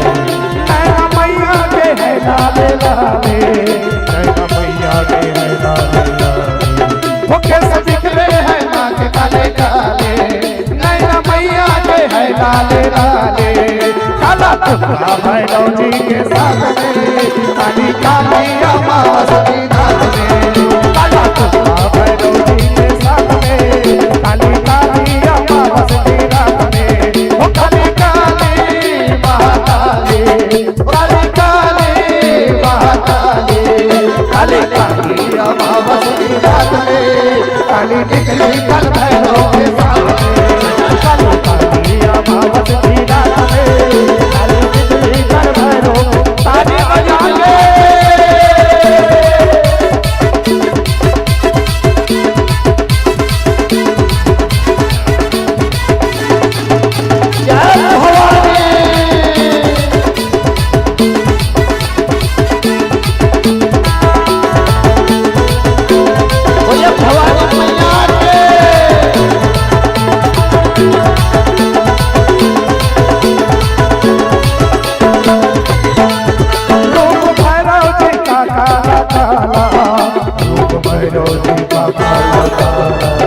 ये तो मैया काली का है लाला, मैया काली का है रूप भैरव जी का काला काला। ये तो है मैया काली का लाला, बेटा पकड़े चला माँ के साथ में। काली काली अमावस की रात में, बेटा पकड़े चला माँ के साथ में। काली काली अमावस की रात में। वो काली काली महाकाली, वो काली काली महाकाली। काली काली अमावस की रात में, काली निकली कल भैरव के सामने। काली काली अमावस की रात में, काली निकली कल भैरव के सामने।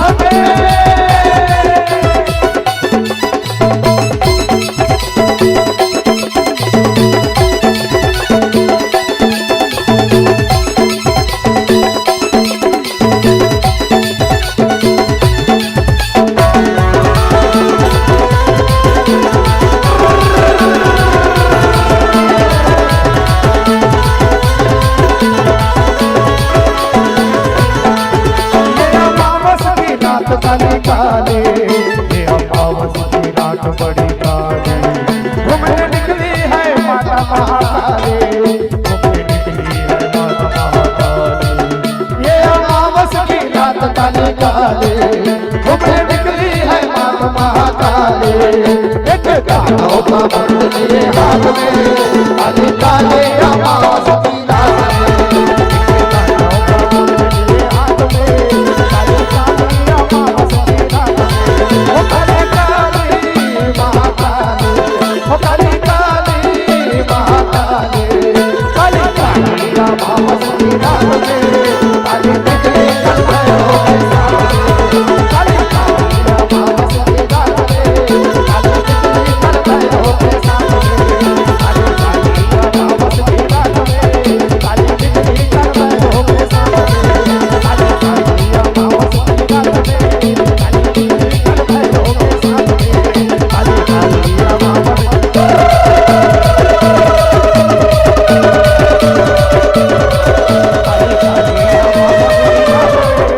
निकली कल भैरव के सामने, काली काली अमावस की रात में, काली निकली कल भैरव के सामने, काली काली अमावस वो काली काली महाकाली, काली काली अमावस की रात में, काली निकली कल भैरव के साथ में, काली काली अमावस की रात में, काली निकली कल भैरव के साथ में। बोले जगत जननी मैया के, जय हो, परमा भगवते मैया के, जय हो, जगत जननी मैया के, जय हो, जय भवानी, जय भवानी, जय भवानी, जय भवानी, जय भवानी, जय भवानी। नमः पार्वती पते। हर हर हर महादेव शंभो।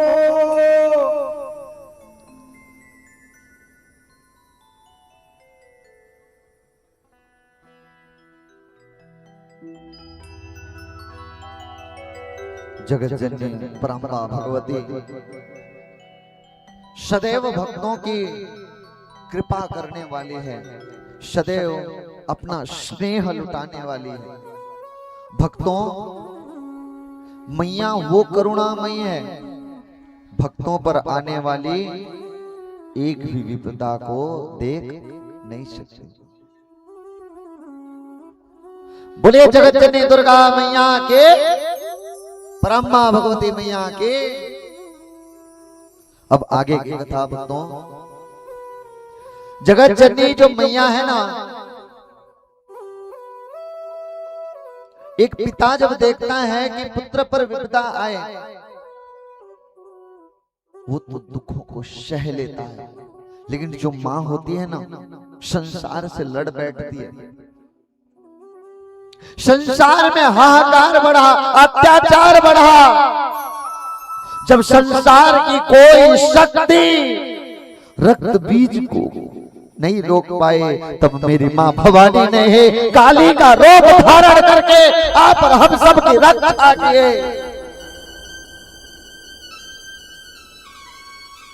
ये है मां,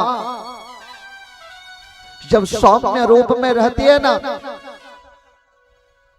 जब सौम्य रूप में रहती तो अपने हृदय से लगा लेती है, और वहीं जब मां रुद्र रूप में आती है ना, तो वहीं काली बन करके रक्त बीज जैसे दुष्टों का एक क्षण में मां संहार कर देती है।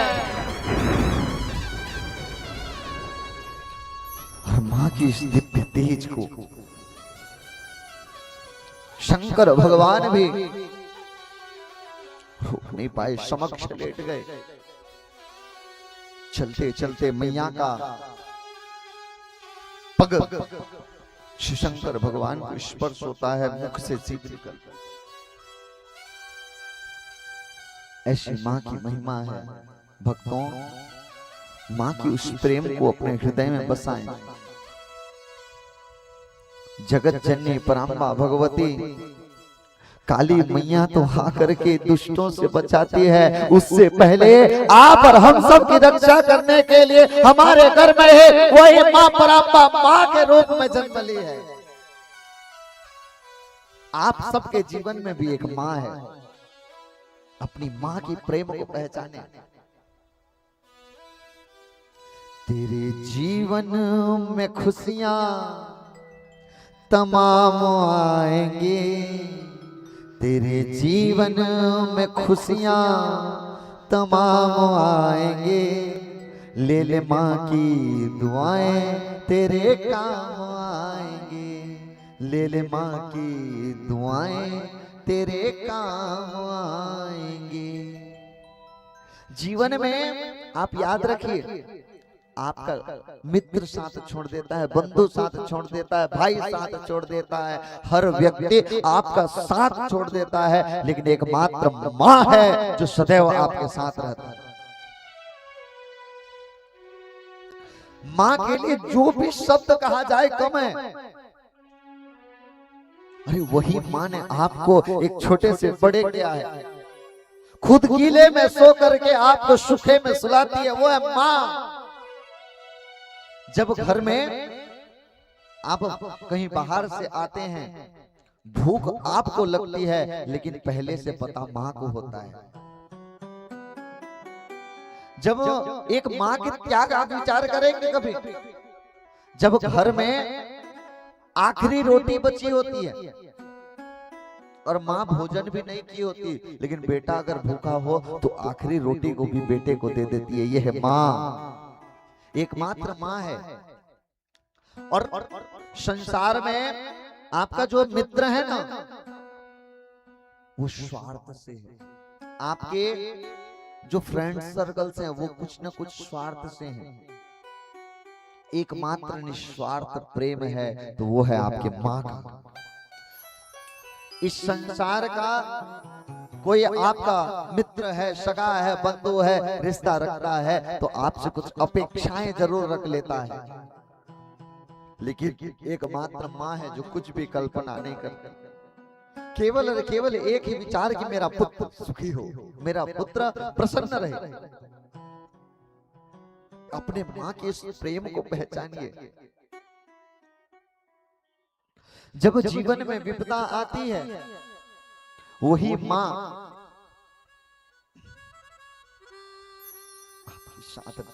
सबसे करीब नजर आती है। आपको अगर एक छोटी चोट लग जाए, मां के हृदय में पीड़ा होने लगती है। ये प्रेम केवल और केवल मां की होती है। जीते जी हम मां के प्रेम को समझ नहीं पाते। मां की प्रेम को अगर समझना है, उनसे पूछिए जिनके मां नहीं है। मां से पूछिए। जब कहीं बाहर से ना घर लौटते हैं ना, द्वार पर खड़ी मां इंतजार करती है कि मेरा पुत्र क्या कर रहा होगा। वो मां है, एकमात्र मां है जो निस्वार्थ प्रेम आपसे करेगी। संसार का हर प्रेम झूठा, मोह से ग्रसित हो सकता है, निस्वार्थ प्रेम। हम मां की कद्र करना सीखिए। हाँ, मां का कद्र तब आपको पता चलेगा जब आप परदेश से लौटकर आएंगे, कोई पूछने वाला नहीं रहेगा ना, तब मां की प्रेम का पता चलता है। कोई व्यक्ति अपने जीवन में घर से बाहर रहे हैं, परिवार के साथ, चाहे हॉस्टल्स पे हो चाहे कहीं और, जब इनसे पूछिए मां का प्रेम क्या होता है। जब घर में रहते हैं ना, टाइम से जो भोजन मिल जाता है, जब खुद बनाकर खाओगे तब पता चलता है। अरे हम तो बचपन से गुरुकुल में अपना जीवन ये कर, छोटे से गुरुकुल में रह रहे हैं, और वहां पर कोई भी आपको वो प्रेम नहीं दे सकता। वहां रोटी तो मिल जाता है, लेकिन उस रोटियों में मां का प्रेम नहीं होता। भोजन तो कहीं पर भी मिल जाता है, 56 भोग आपको बाहर मिल जाता है। आपको बताऊं भक्तों, हम हमेशा बाहर रहते हैं ना, बाहर रहते हैं, अनेक प्रकार के व्यंजन मिलते हैं, जो खाने की इच्छा हो जो खाने की इच्छा करें वो समय से पहले मिल जाता है, लेकिन घर में जब माँ के हाथ से वो चावल और दाल मिल जाए ना, उसका आनंद और कहीं नहीं है। माँ की प्रेम, और ये प्रेम को अपने आप संभाल कर रखिए। जिस माँ ने छोटे से बड़े किया है, आज माँ से लड़ बैठते हैं कि माँ तू जानती नहीं है। अरे माँ को सिखाओगे क्या? जिसने आपको बोलना सिखाया है भक्तों, आप कल्पना कीजिए आप समाज में क्या जानते थे। इस समाज का सबसे बड़ा भगवान है तो वो है माँ। माँ से बड़ा भगवान और नहीं है कोई। मैंने जगत जननी परम्बा भगवती को तो नहीं देखा है, लेकिन उस रूप में अपनी माँ को जरूर देखा है। अपने माँ के प्रेम को पहचानिए। और कल्पना करते हैं घर में बैठी माँ रो रही है और हम जाकर के वैष्णो देवी में जाकर जय माता दी के नारे लगाए तो माँ मानेगी? मानने वाली नहीं है। अपने अपने घर की माँ को मना, वो माँ मान जाएगी। तेरे जीवन में खुशियां तमाम आएंगी, जीवन में लाख आपको सुख समृद्धि ऐश्वर्य मिल जाए। आप और एक बात बताओ, आप पैसे से घर बना सकते हो, पैसे से बंगला बना सकते हो, जमीन ला सकते हो, धन ला सकते हो। आज मित्र छूट जाएंगे, आपको दूसरे मित्र मिल जाएंगे। हर सुख समृद्धि, हर एक इस संसार का साथी दोबारा मिल जाएगा, लेकिन एक बार माँ को चली गई ना तो दोबारा मिलने वाला नहीं है। वो माँ को की प्रेम को संभाल कर रखिए। माँ की जो ममता है ना, इस संसार के मखमल के उस गद्दे में वो आनंद नहीं है जो माँ की गोदी में सर रख कर सो जाओ तो उसमें जो आनंद है। संसार के आप 5 स्टार होटल में सोओगे तो वो सुख की नींद नहीं आएगी। जब थकान भरी जिंदगी से जब कुछ, आज आपके पास जो धन वैभव है ना, वो माँ से बड़ा नहीं है। अगर माँ ने जन्म नहीं दिया होता, अगर माँ ने जन्म नहीं दिया होता तो आपकी सुख समृद्धि कहां से आती? बड़ा किया हमको इस समाज में जीना की राह सिखाया। अपनी माँ की इस प्रेम को पहचानिए। जगत जननी परम्बा भगवती तो आएगी बचाने, लेकिन उससे पहले आपके पास में जो माँ के रूप में वही भवानी आई है ना, वही माँ को पहचान लेना। वो माँ दौड़ करके आपके यहाँ आ जाएगी। माता पिता में अगर आपने भगवान को नहीं देख पाया ना, तो चाहे लाख मंदिरों में पूजन कर लें, वो आपके काम नहीं आएगी। आप लाख पूजन करें, लाख नाम जाप करें, लेकिन घर में बैठे माँ के आंखों में आपके कारण एक आंसू की बूंद आ जाए, आपके जन्मों जन्मों तक किया हुआ पुण्य एक क्षण में नष्ट हो जाता है। और माँ इसके बदले धन दौलत सोना चांदी माणिक्य नहीं चाहती। चाहती है तो क्या? केवल और केवल वही कि प्रेम भरी एक बार माँ कहकर पुकार दे। माँ पर भक्तों, आप सभी अपने जीवन में अपने माँ की उस प्रेम को संभाल कर रखिए, क्योंकि जीवन में धन गंवा लिए फिर कमा लोगे, माँ गंवा लिए तो दोबारा नहीं पाओगे।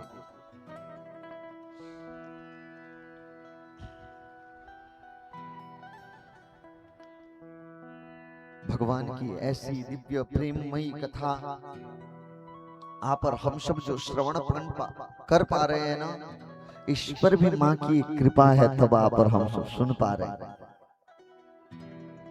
भगवान के नामामृत में गोता लगाइए, भगवान की इस दिव्य समंदर में गोता लगाइए और अपने आप को भगवान के समर्पित कर दीजिए। भगवान की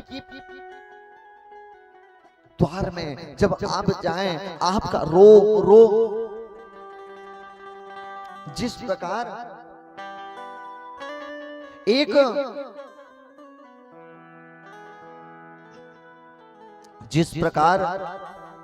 अगर एक मछली को जल से निकाल दें तो उसकी अवस्था कैसे होगी? एक मछली को जल से निकालने पर जैसी अवस्था होगी, ठीक ऐसी तड़प जिस दिन भगवान के लिए होगी, उसी दिन शिव शंकर भगवान दौड़कर आ जाएंगे। लेकिन वो इंतजार आपके मुख से हो तो आपके हृदय में जब आएगा ना, तब भगवान की आएगी। इस संसार की चाहे कैसी भी परिस्थिति हो, हम हमेशा हमारे अवसर पे दोष दे देते हैं कि महाराज क्या करें, माला तो जाप करना चाहते हैं लेकिन ऐसे परिवेश नहीं होता, घर में भक्ति का परिवेश नहीं बनता। बनाएगा कौन? शुरुआत तो आपसे करना पड़ेगा ना। जिस दिन आप भगवान के मार्ग में चलेंगे, उसके बाद आपका घर चलेगा, आपके घर के बाद में आपका नगर चलेगा, नगर के बाद ये देश चलेगा, और देश के बाद ही भगवत प्राप्ति में सरलता आएगी। आप देखेंगे, हम कहते हैं ना कि भगवान के द्वार पे जाया कीजिए, भगवान की भक्ति सरल हो। भगवान के धाम में जब आप जाते हैं तो वहां लोग कहते हैं और हम सब आभास भी करते हैं कि भक्ति सरल हो जाती है। मंदिर में जब जाते हैं तो पूजा बहुत अच्छे तरह से कर पाते हैं। कभी विचार किया क्या मंदिरों में ही भगवान है? नहीं, इस समाज का कंकड़ कंकड़ ही शंकर है, लेकिन इसको पहचानने की आवश्यकता है। तीर्थों में भक्ति सरल इसीलिए हो जाती है क्योंकि हमने ऐसा परिवेश बनाया है कि जब मंदिर में जाएंगे तब हर हर महादेव,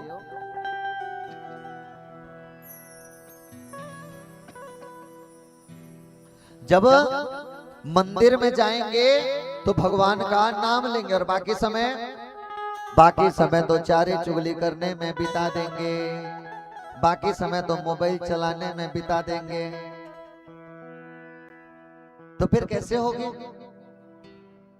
भगवान के दरबार में, कथा पंडाल में, भगवान के मंदिर में, धाम में भक्ति सरल इसीलिए है क्योंकि वहां सब मिलकर के एक साथ पुकारते हैं। वही मंदिर आपका घर भी बन सकता है। जब घर में भोजन बने तो वही भोजन मेरे भगवान को भोग लगाकर ग्रहण करें, वही प्रसाद बन जाएगा। और जिस प्रकार घर में भगवान की पूजन करते हैं, वही भगवान का नाम स्मरण हृदय के अंतःकरण में बसा लें तो आपका घर भी एक मंदिर बन जाएगा। आपका घर भी मंदिर है, बस आपको इसे पहचानना होगा। एक दूसरे से जब भी मिलें तो चारे चुगली करने से बेहतर है भगवान की कथाओं के बारे में चर्चा करें। जब आप एक दूसरे से मिलेंगे और भगवान की चर्चाएं करेंगे, आप एक दूसरे से कंपटीशन इस बात पे लगाते हैं कि तूने कितनी बड़ी हार खरीदी है, मैंने इतनी बड़ी हार खरीदी है। अरे कंपटीशन करना है तो भगवान के नाम माला जाप करने की कर दे। आज मैंने 10 माला जाप किया है तो दूसरा कहे कि मैं 15 माला जाप करके आया हूं, तब भगवान की प्राप्ति हो सकती है। कोई व्यक्ति एक कार खरीद ले तो दूसरा व्यक्ति तुरंत विचार करता है इसने ये कार खरीदा, इससे महंगी कार खरीद के दिखाएंगे।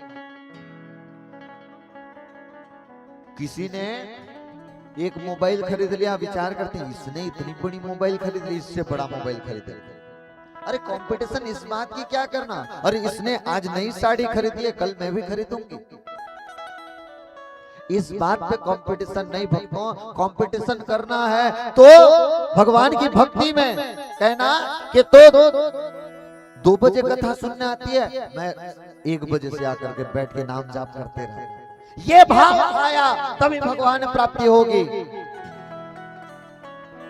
प्रतिस्पर्धाओं की विरोध नहीं करता महाराज, प्रतिस्पर्धा तो करनी चाहिए लेकिन सही विषय पर।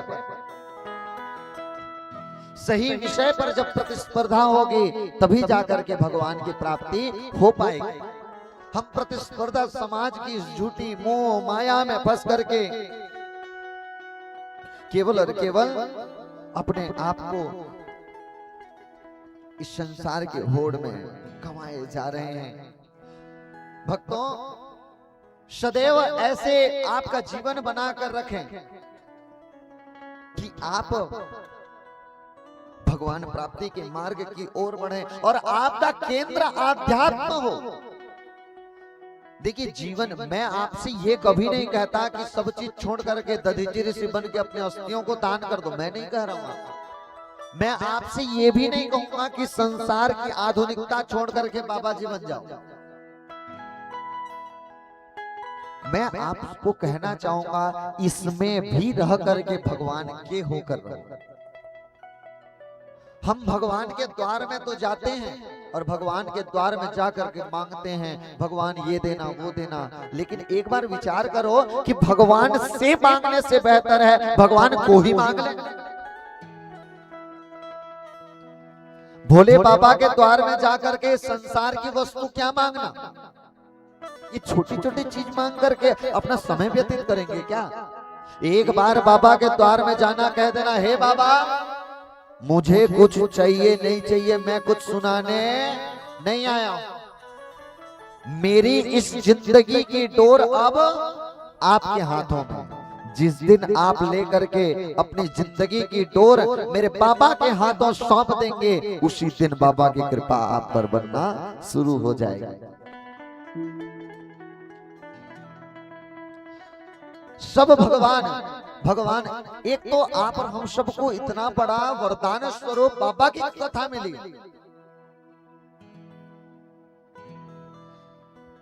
भगवान कृष्ण के द्वार में जाएंगे तो झोली भर भर के देंगे, ब्रह्मा जी के यहाँ जाओगे झोली भर भर के देंगे। एकमात्र शिव शंकर भगवान है जो छप्पर फाड़ के देते हैं। छप्पर फाड़ के आप जब बाबा के द्वार में आएंगे ना, तब वही विचार आएगा, ये तो मैंने सोचा ही नहीं था। कल्पना से परे देने की क्षमता रखते हैं तो एकमात्र वो हैं मेरे शिव शंकर भगवान। ऐसी दिव्य नामामृत को बसाकर तो देखिए, जिस दिन आप नामामृत को बसाकर रखेंगे ना, उसी समय भगवान की कृपा बरसने लग जाएगी। और ऐसे अनेक भक्त हुए हैं। भगवान की भक्ति को ऐसे बसाइए, भगवान की भक्ति आप सभी देखेंगे। भगवान शिव शंकर के समीप ऐसी वस्तुएं रहती हैं जिसको कोई संसार स्वीकार करना नहीं चाहता।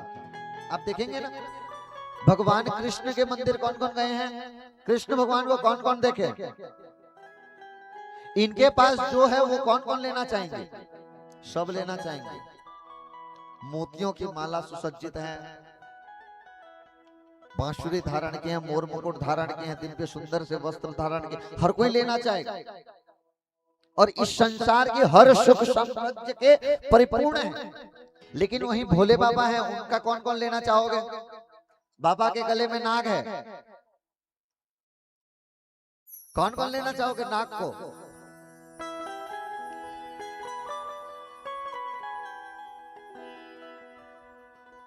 बाबा के यहाँ धतूरा चढ़ता है, कौन कौन लेंगे आप?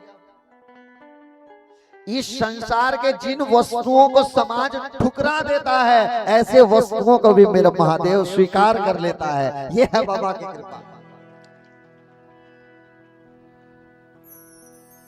ऐसे बाबा की उस दिव्य प्रेम को जब आप बसा कर तो देखिए, निश्चित रूप से बाबा सदैव आप पर कृपा करने के लिए एक क्षण में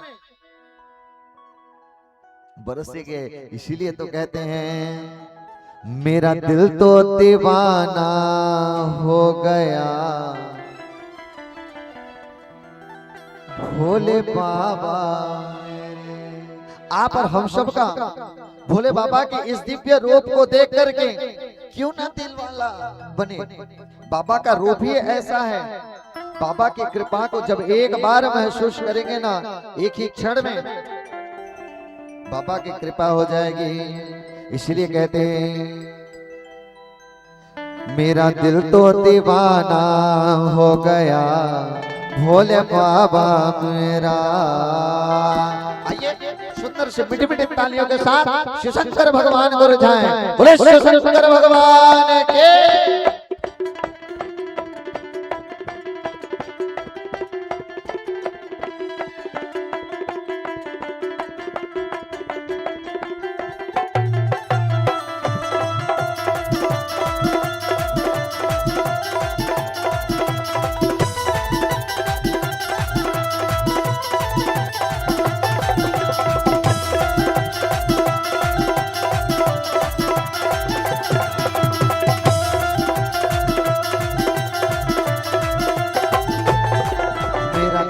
दीवाना हो गया।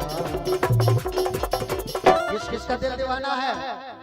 जिस जिसका हुआ है उठाना हाथ और एक साथ मम्मा बोले मम्मा बोले मम्मा बोले मम्मा बोले मम्मा बोले मम्मा बोले मम्मा बोले मम्मा बोले मम्मा बोले मम्मा बोले मम्मा बोले मम्मा बोले। मेरा दिल तो दीवाना हो गया मुरली वाले तेरा। मेरा दिल तो दीवाना हो गया भोले बाबा तेरा।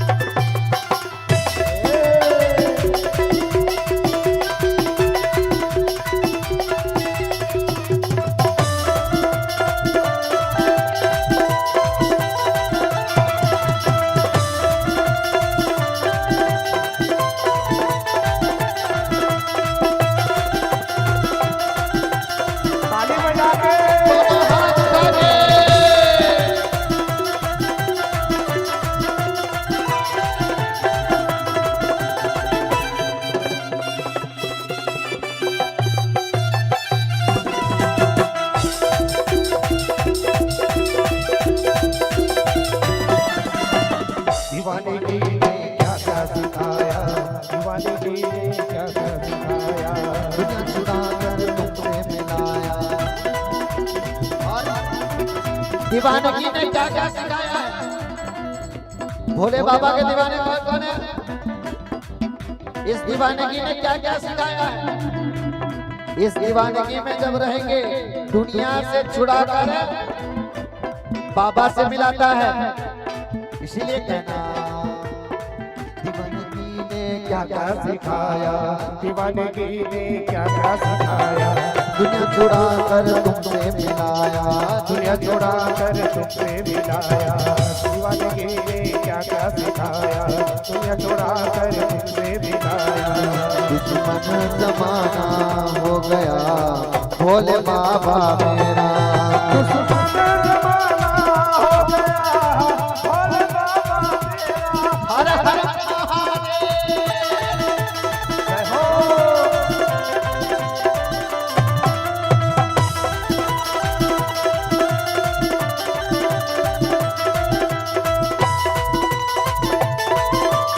दोनों हाथ ऊपर उठा के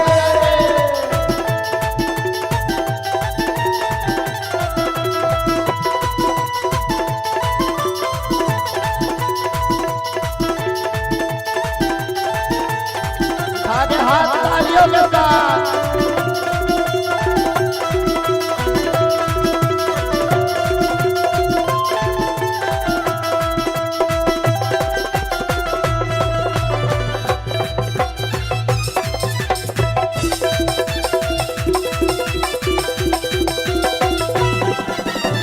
जब से नजर मिल गई है, जब से नजर मिल गई है, उजड़े चमन की कली खिल गई है, उजड़े चमन की कली खिल गई है।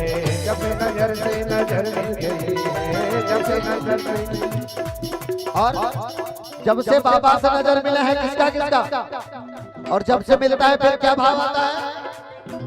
बम बम बम बम बम बम बम बम बम बम बम बम बम बम बम बम बम बम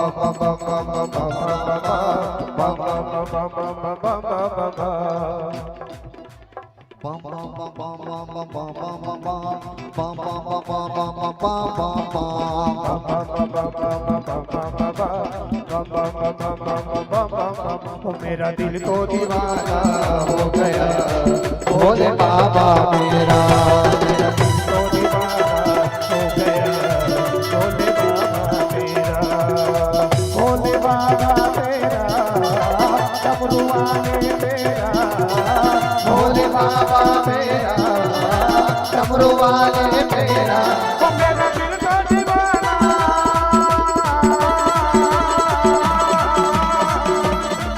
मेरा दिल तो दीवाना हो गया भोले वाले तेरा मेरा दिल तो दीवाना हो गया भोले बाबा तेरा हर हर महादेव।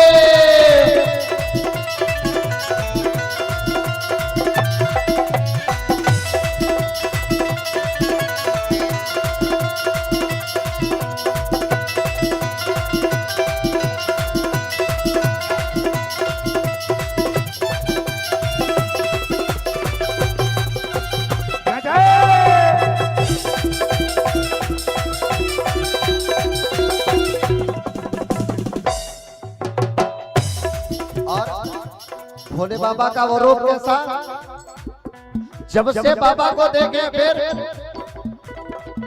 फिर और दुनिया कहीं देखने की आवश्यकता, फिर क्या भाव आता है?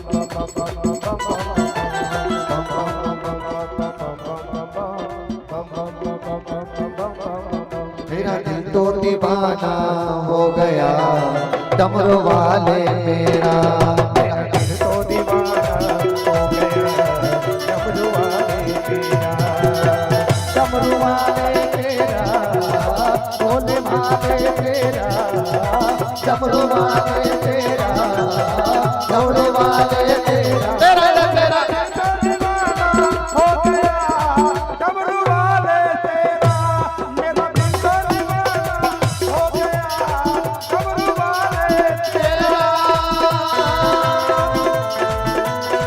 ताली बजा के दोनों हाथ उठा के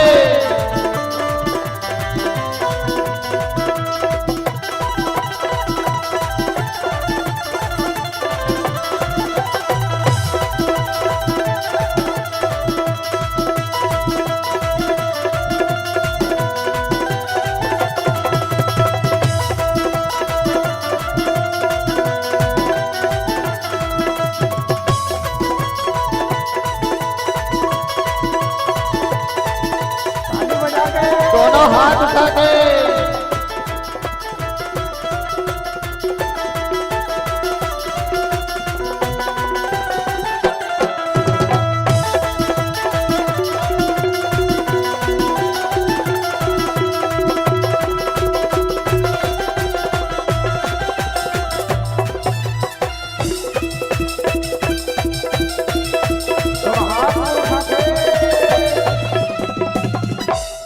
सबके प्यारे कहाँ छुप गए हो, सबके प्यारे कहाँ तुम गए हो आंखों के तारे कहाँ छुप गए हो, सबके तारे कहाँ तुम गए हो मैं तो प्यार में पागल हो गया डमरू वाले तेरा मैं तो प्यार में पागल पागल पागल पागल हो गया मैं पागल पागल पागल हो गया मैं तो प्यार में पागल हो गया डमरू वाले तेरा मैं तो प्यार में पागल हो गया डमरू वाले तेरा डमरू वाले तेरा भोले वाले तेरा डमरू वाले तेरा भोले वाले तेरा तेरा तेरा दीवाना हो गया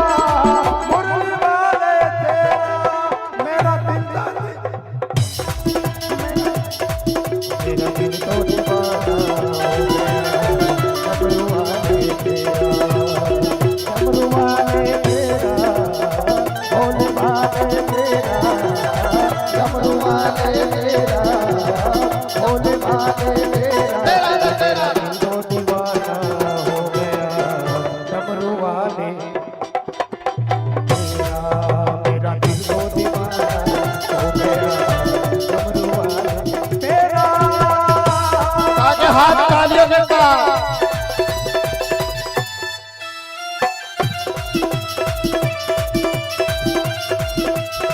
ताली बजा के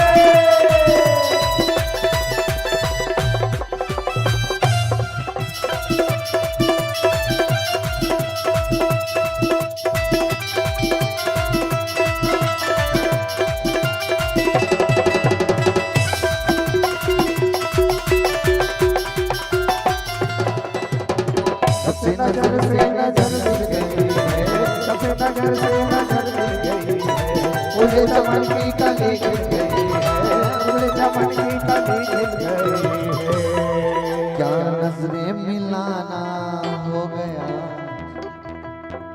डमरू वाले तेरा क्या नजरें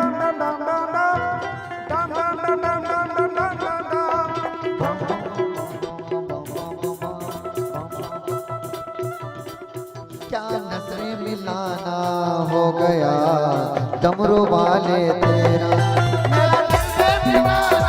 हो गया डमरू वाले तेरा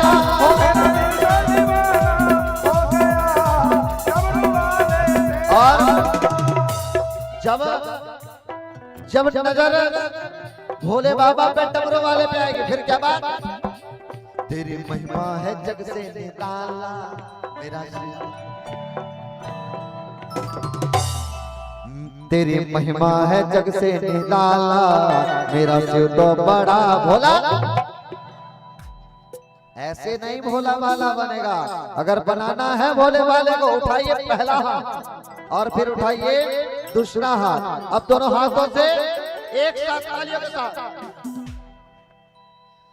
तेरी महिमा है जग से निराला मेरा शिव तो बड़ा भोला भाला तेरी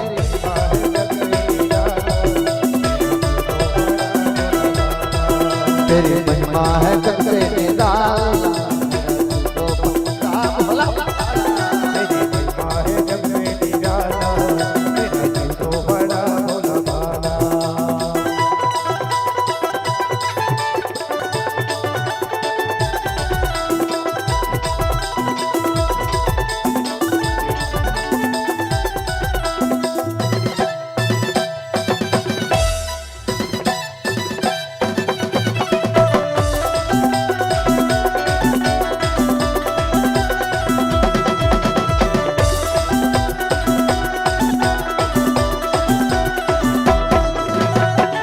भोले बम बम भोले बम भोले बम बम भोले बम बम भोले बम भोले बम बम भोले आज पहली बार कौन कौन आए हैं कथा में पहली बार कथा में आने वाले कौन कौन है बम भोले आज से पहले कौन कौन सुने थे ऐसे भक्त बताओ जो नहीं सुने थे आइए मिलकर के वो मस्ती आप सबको भी परिचित कराएं बम भोले बम बम भोले बम भोले बम भोले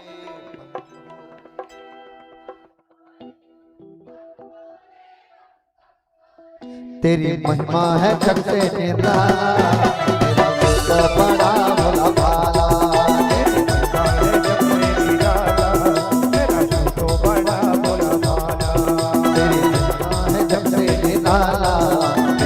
तो बड़ा वाला तेरी महिमा है जग से निराला तेरा तो बड़ा वाला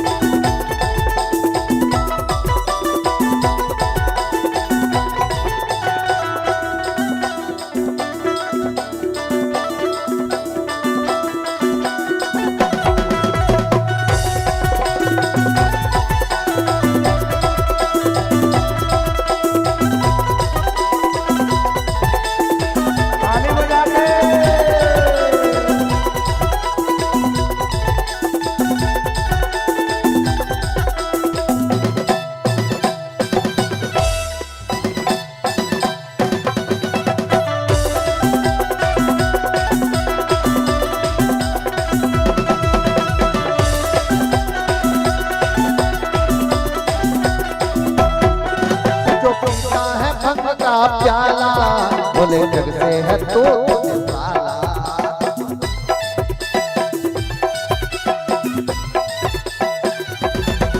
तू जो पीता है भंग का प्याला, बोले जग से है तो निराला।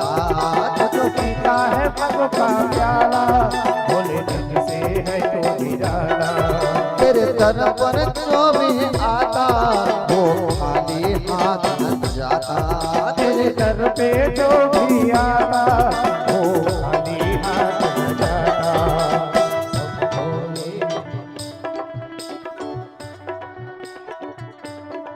आपकी आवाज नहीं आ रही है,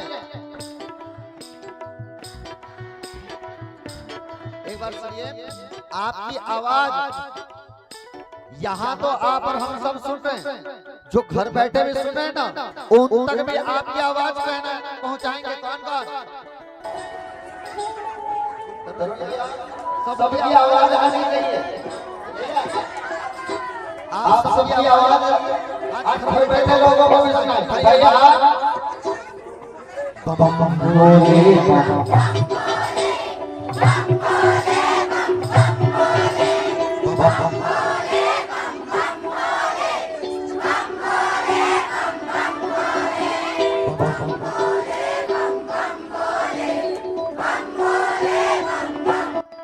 तेरे जग से निराला, मेरा दिल तो बड़ा भला भाला। तेरे जग से निराला, तेरा दिल तो बड़ा भला भाला।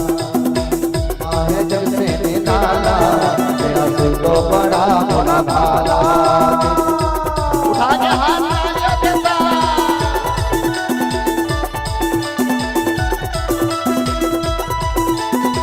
ताली बजा के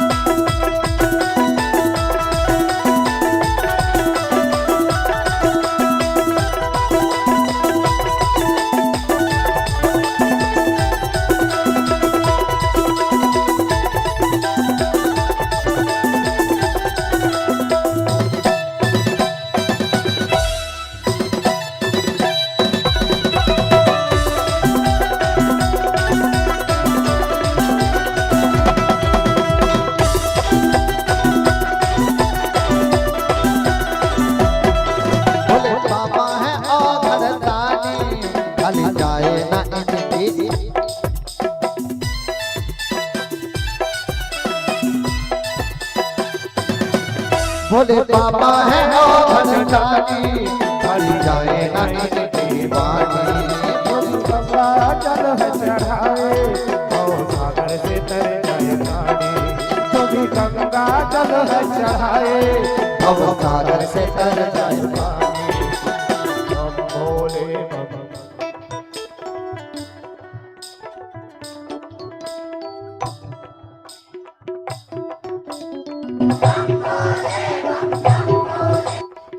भोले हम भोले बाबा, हम भोले। तेरी महिमा है जग से निराला, तेरा दिल तो बड़ा भाला। तेरी महिमा है जग से निराला, तेरा दिल तो बड़ा भाला। जय जय।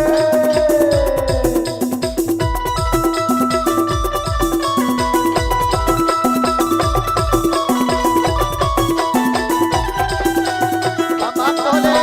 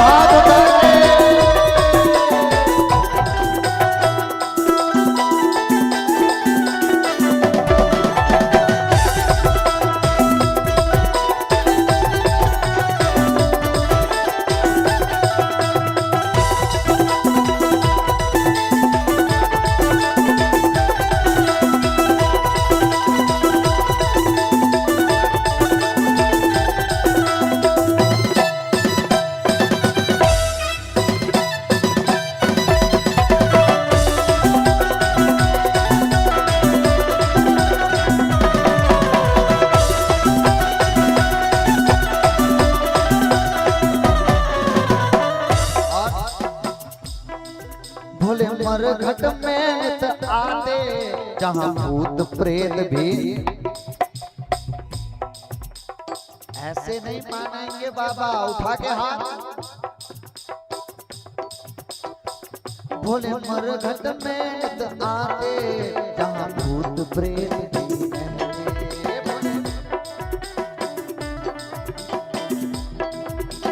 मरघट में नित आते, ये कालों के काल लगाते। बम भोले का नारा लगाते, ये कालों के काल लगाते। बम भोले बम भोले बम भोले भोले बम भोले बम भोले। तेरे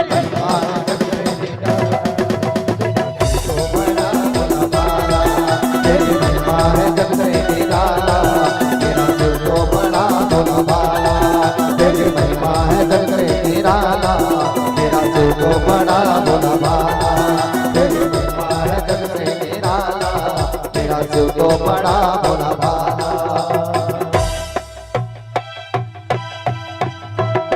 ताली बजा के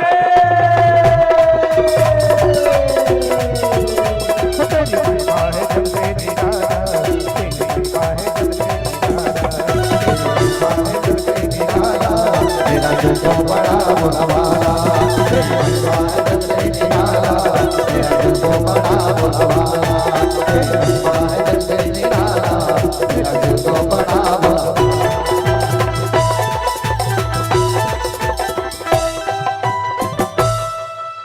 तेरी महिमा है जग से निराला, मेरा शिव तो बड़ा भोला। नमः पार्वती पतये। हरा हरा हरा महादेव शंभो।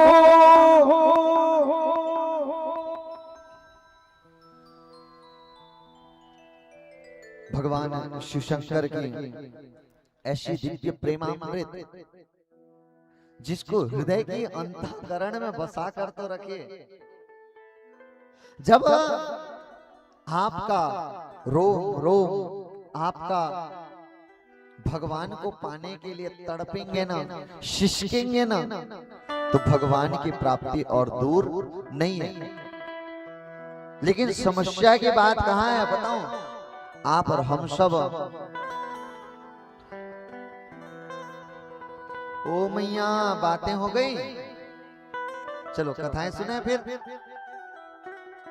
नमः पार्वती पतये। हरा हरा हरा महादेव शंभो। भगवान शिव शंकर की कथा जब आप सुनने के द्वार पर आए ना, सदैव मन में वो स्मरण रहे। जब आप भगवान शिव के द्वार पर बढ़े, आपका एक एक पग जब बढ़ता है ना शंकर के द्वार में, हम सोचते हैं ना भगवान विलंब क्यों कर रहे हैं, वो आपकी परीक्षा ले रहे हैं। लेकिन विश्वास के साथ कदम एक एक कदम जब आप बढ़ते हैं, आप एक कदम बढ़ते हैं, भोलेनाथ 4 कदम आपको बढ़ करके लेकर के चले जाते। लेकिन समस्या कहाँ है बताओ? जीवन में विपदा आती रहती है, जीवन में परेशानी आती रहती है, बाबा सब देख रहे हैं, फिर विचार आता है कि कृपा क्यों नहीं कर रहे हैं। समस्या ये है, भगवान तो हाथ पकड़ने के लिए तैयार है, समस्या हमारे में, हम हाथ उठा ही नहीं रहे। भगवान तो प्रतीक्षा में है, कब मेरा भक्त मुझे पुकारे। आपको बताओ, जितनी प्रतीक्षा आप भगवान के लिए करते हैं ना, उससे कहीं अधिक भगवान आपकी प्रतीक्षा करते हैं। भगवान आपकी प्रतीक्षा में रहते हैं कि कब मेरा भक्त मुझे पुकारे। भक्त की प्रतीक्षा में भगवान रहते हैं। बस समस्या ये है हम संसार के लोगों में फंसे हैं कि विपदा आएगा तो मेरे पति काम आएंगे, मेरे भाई काम आएगा, मेरे बंधु काम आएंगे। वास्तव में बताऊं ये सब काम आने वाले नहीं हैं। काम ये सब क्षणिक हैं। अंततोगत्वा एक भगवान का नाम ही है जो काम आएगा। इसी के सहारे हम इस संसार के अब विचार कीजिए। आप तो यकीन में बैठे हैं कि विपदा आएगा तो मेरी सहेली मेरी काम आएगी, तो बाबा कहां से आएगा? आपने तो आपका हाथ सहेली के हाथ में थाम रखा है, तो फिर बाबा कहां से पकड़े? बाबा के द्वार में आना है तो एक विश्वास, एक श्रद्धा, अटूट श्रद्धा। जब आपका श्रद्धा विश्वास भगवान पर अडिग हो जाएगा तभी भगवान की होगी प्राप्ति। हम संसार में फंसे हैं, ये छोटी छोटी समस्या हुई, ये काम आएगा, वो काम आएगा, वो काम आएगा। हम तो भगवान के सामने इतनी लंबी लिस्ट छोटी छोटी समस्याओं की रख देते हैं और उसमें बड़ी जो समस्या आती है वो भी पार हो जाती है। और काम, अरे भगवान से शिकायत मत करना, भगवान के बनकर जाना, भगवान से कभी मत मांगना। देखिए आपको बताऊं भक्तों, जब भगवान के द्वार जाएंगे ना तो भगवान से कुछ मांगना नहीं है। भगवान के द्वार पे जाएं तो कह देना, हे भगवान मैं आपका और आप मेरे। जिस दिन ये भाव हो गया उसी दिन भगवान, जब आपके जीवन की डोर भगवान थाम कर रखे हो, जब आपकी जीवन की रथ भोलेनाथ संभाल रहे हो, तो फिर डरने की कोई बात नहीं है। आगे की कथा में आता है कि मैया अशोक सुंदरी जब छोटी सी और वो प्रेम वात्सल्य प्रेम को हृदय के अंतःकरण में बसाती, मैया ने परिचय कराया बाबा शंकर से। जैसे शंकर से परिचय कराया, अशोक सुंदरी मैया प्रसन्न होती और बाबा से एक एक करके पूछती, बाबा ये आपके सर पे क्या है? बाबा बताते ये चंद्रमा है। ये सबसे शिव परिकर का पूरा परिचय कराते।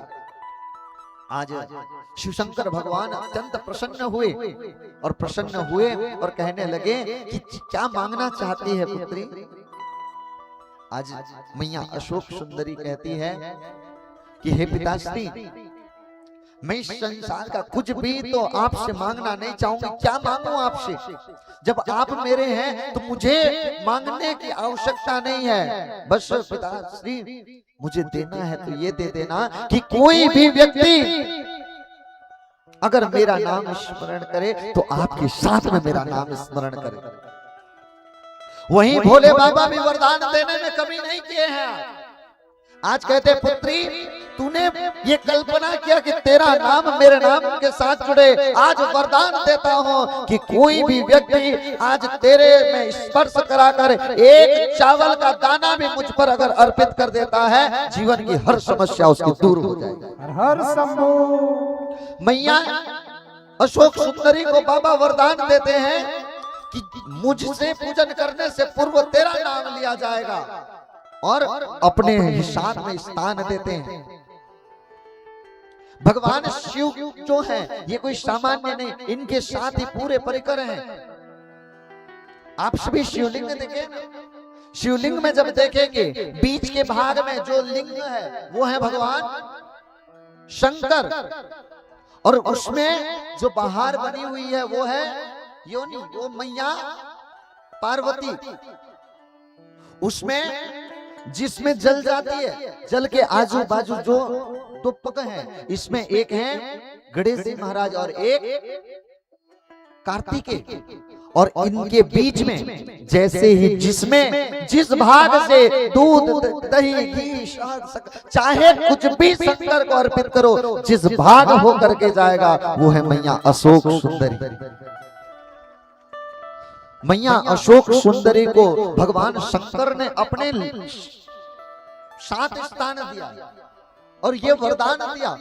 जीवन में भक्तों आपको बताऊं, शंकर से जब कुछ मांगने जाएं, हो सकता है बाबा को बुलाएं तो बाबा सुनने में एक क्षण देरी कर दे, लेकिन अगर अशोक सुंदरी मैया का नाम स्मरण करके एक बार एक लोटा जल अगर अर्पित कर देते हैं, एक चावल का दाना अर्पित कर देते हैं, एक बेल का पत्ता अर्पित कर देते हैं, उसी क्षण आपकी सारी मनोकामना बाबा तत्क्षण पूरा कर देते हैं।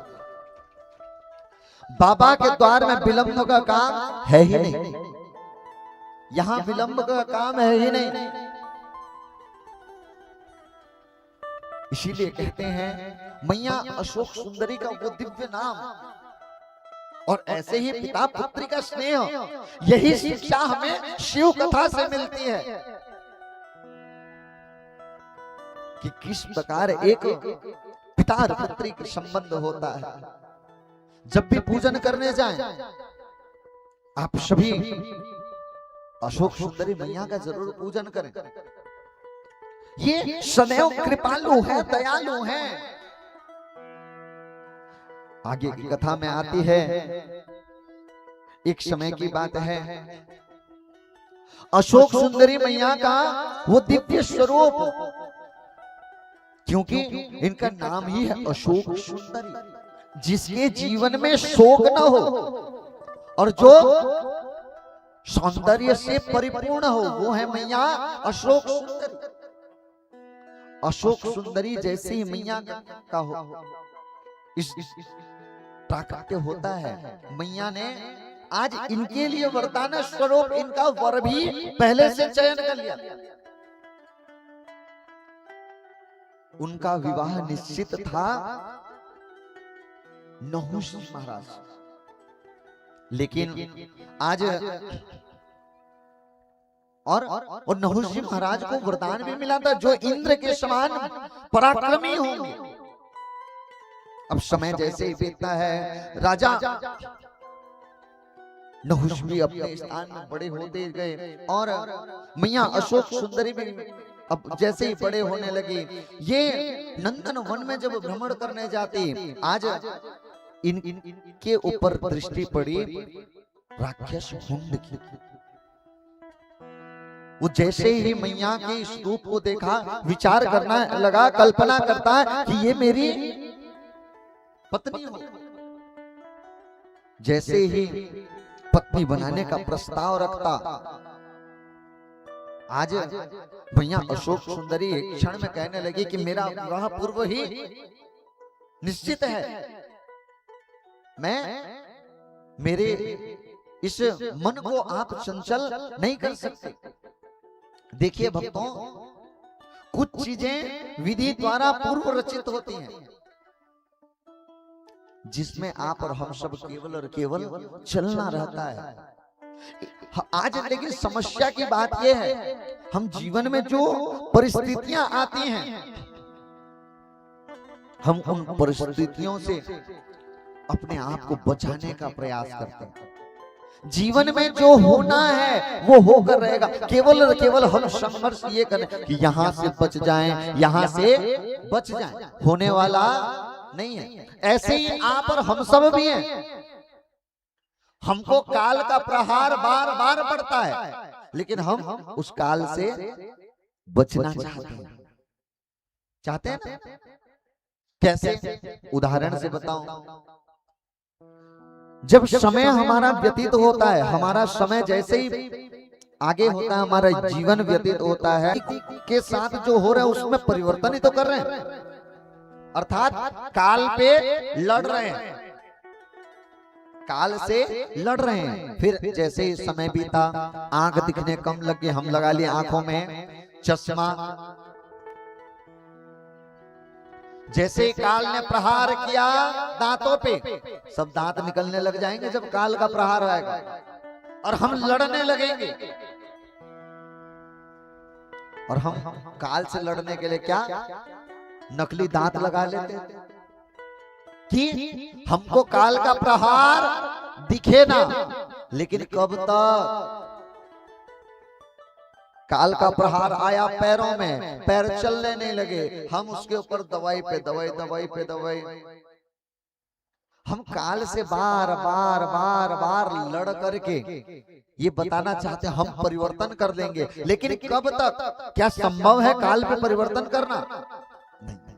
काल का चक्र ऐसे गणना होता है जिसमें परिवर्तन करना संभव ही नहीं है। ऐसे ही हुंड राक्षस विचार करता, मैंने इसे कल्पना किया है तो मैं ही वरण करूंगा।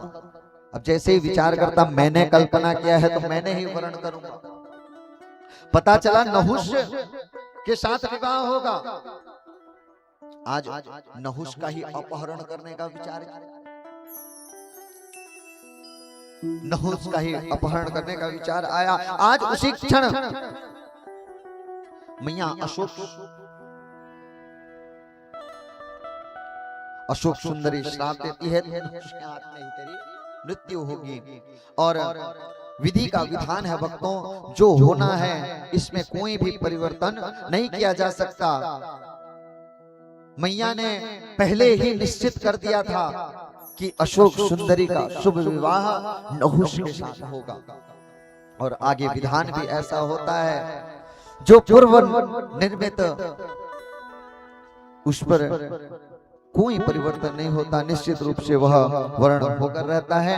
आइए आप और हम सब भी वो जगत जननी परम्बा भगवती मैया पार्वती की और शिव शंकर भगवान की वो दिव्य सौंदर्य से परिपूर्ण मैया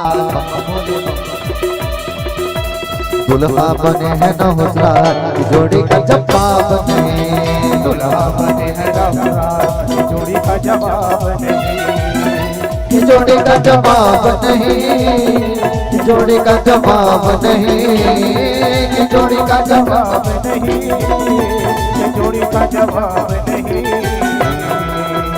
दुल्हा बने हैं नहुसराज, बप्पा बोले बप्पा बोले बप्पा बोले। दुल्हा बने हैं नहुसराज, जोड़ी का जवाब नहीं। दुल्हा बने हैं नहुसराज, जोड़ी का जवाब नहीं। हर हर महादेव।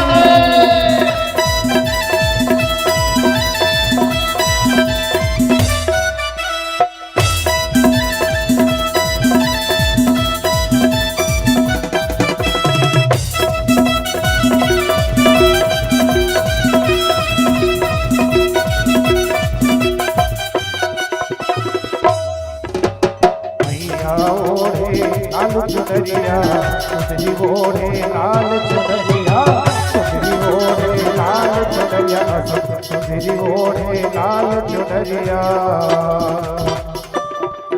और सावले है राहुसराज, सावले है राहुसराज, जोड़ी का जवाब नहीं। दुल्हा बने हैं राहुसराज, जोड़ी का जवाब नहीं, जोड़ी का जवाब बाराती। आए हम बाराती, बारात लेके आए हम बाराती, बारात लेके जाएंगे भैया को अपने साथ लेके, जाएंगे अशोक सुंदरी को साथ लेके। बोले शंकर भगवान के जय हो, नहुष महाराज के जय हो, जगत जननी परम्बा भगवती अशोक सुंदरी मैया के जय हो। आइए आप और हम सब इस पावन से विवाह महोत्सव के साक्षी बने हैं। सभी भक्त अभी अपने जगह में बैठ जाएंगे, विवाह के साक्षी बने सभी। देखिए भक्तों, बड़ा भाग्य है आप और हम सब का ऐसे सुंदर सा दर्शन कर पा रहे हैं। आप और हम सब बैठ करके पावन से दर्शन करें। इसके पश्चात प्रदोष की पूजन करेंगे और फिर नाचेंगे, गाएंगे, झूमेंगे और मंगलमय आरती भी आप और हम सब करेंगे। आज राजा नहुष बराती लेकर के सभी बैठ जाइए, आनंद आएगा। सभी जो जहां है बैठ जाओ। अभी सबको अवसर मिलेगा, सबको।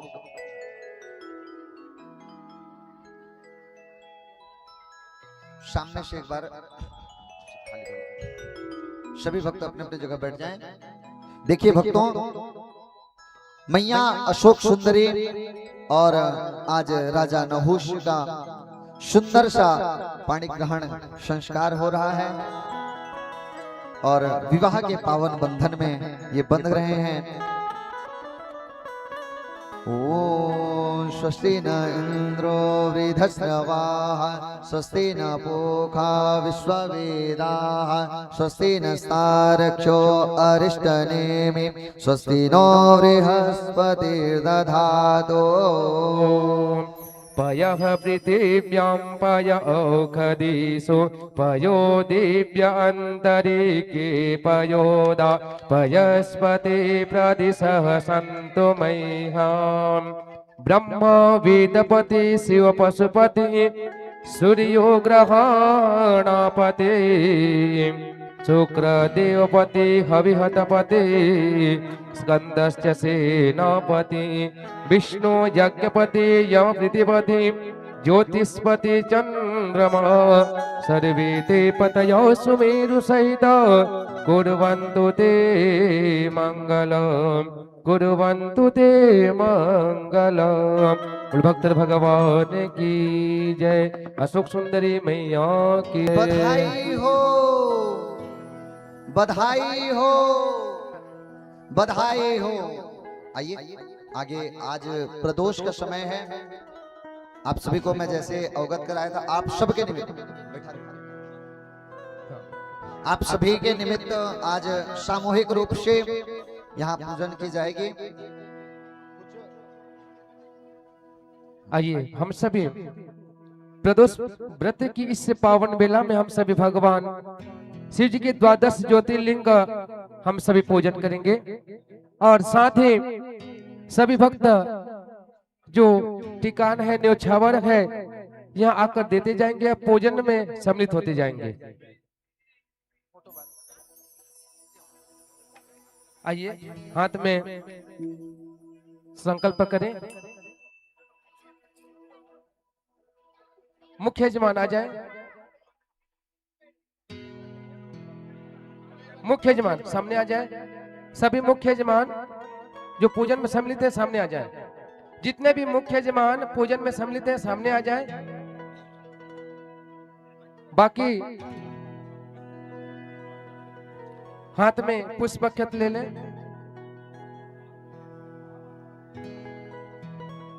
मुख्य यजमान सामने आ जाए। सभी मुख्य यजमान सामने आ जाए हाथ में। और जितने भी श्रद्धालु भक्त हैं, आप सभी का सौभाग्य है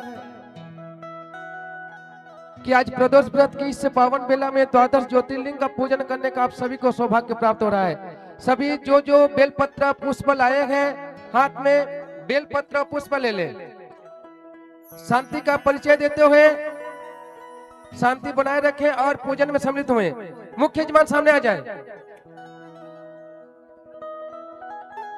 आइए, भगवान शिव जी की जो दिव्य व्रत है प्रदोष व्रत, आज आप सभी को 12 ज्योतिर्लिंग पूजन करने का सौभाग्य प्राप्त हो रहा है। आइए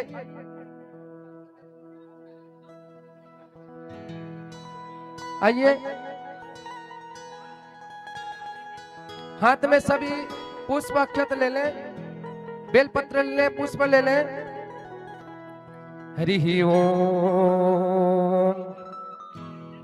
विष्णु, 3 बार विष्णु विष्णु का उच्चारण करें। हरि ओम शिवद विष्णु विष्णु विष्णु।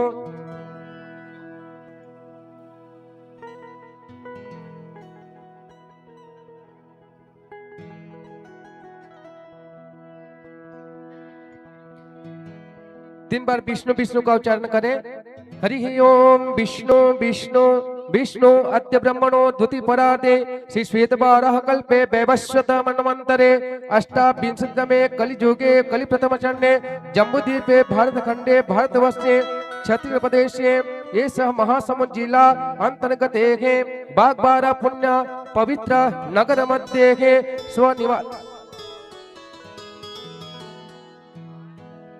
नगर मध्ये के प्रभाति षष्ठी संवत्सरम तन्मध्ये सिद्धाति नाम शुभः शमस्सरे के सूर्य उत्तरायणे के शिशि ऋतोः मासोत्तम मासे के माघ मासे शुभे कृष्ण पक्ष के कृष्णाध्यायां त्रयोदशी शुभ तिथोः मूल नाम नक्षत्रे के शुक्रवास देखे मकर चंद्रमसी जता स्थान बस्तेषु भौमादि ग्रह जोग लग्न कर्ण मुहूर्त कांच के पूर्वक तक विधि विचन विशिष्टायाम पुण्यायाम सभी अपना अपना गोत्र का उच्चारण कर ले, अपना अपना नाम, अपने धर्म पत्नी का नाम, पूरे परिवार का नाम। अना गोत्रस्य यजमानस्य सधर्म पत्नी द्वारा कृतः अखंड सौभाग्य प्राप्तिं अखंड शुभ आशीर्वाद प्राप्तिं धर्म अर्थ काम मोक्ष चतुर्वर्ग फल प्राप्तिं सर्व क्षेत्रे विजय लाभ आदि प्राप्तिं मन वांछित फल प्राप्ति की कामना सिद्ध्यार्थे के श्री संवत्सदा शिवाय अखंड शुभ आशीर्वाद प्राप्ति काम सिद्ध्यार्थे अद्य दिवसे प्रदोष व्रत समये द्वादश ज्योतिर्लिंग यथाशक्ति अनुसार मिलितोपचारेण यथा ज्ञानेन पूजन कर्म बोलना है अहम संकल्प आचरिष्ये असंकल्पिते कर्मणि सिद्धिरस्तु जावन्तु वै देवानां तन्मे मनसि व संकल्पमस्तु शिवं भवतु शुभानिर्भवन्तु। हाथ में पुष्प ले ले, भगवान श्यामा जी का ध्यान करें। ओम वंदे देवोमापतिं सदागुरुं वंदे जगत्कारणं वंदे पुण्यभूषण मृगधरं वंदे पशूनां पति वंदे सूर्य शशांक वहनिनयनं वंदे मुकुन्द प्रियं वंदे भक्तजना सयं च वरदं वंदे शिवं शंकरं संवत्सदा शिवाय नमः रुद्रनारायणाय नमः। ध्यानार्थे ध्यान मंत्र पुष्पं समर्पयामि। अब यदि दूध पकड़े तो दूध डाल ले या तो हाथ जोड़ ले। ओम भूर्भुवः संवत्सदा शिवाय नमः। हे सह पय पृथिव्यां पयो कदिषु पयो दिव्यंतरिके पयोदा पयस्पति प्रतिसह संतुमयः। एष द्वादश ज्योतिर्लिंग श्री संवत्सदा शिवाय नमः। स्नानं समर्पयामि। पयः स्नानं समर्पयामि। पयः पृथिव्यां पय औषधेषु पयो दिव्यन्तरिक्षे पयो धाम पयस्पति प्रतिसः सन्तु मह्यं महादुत्स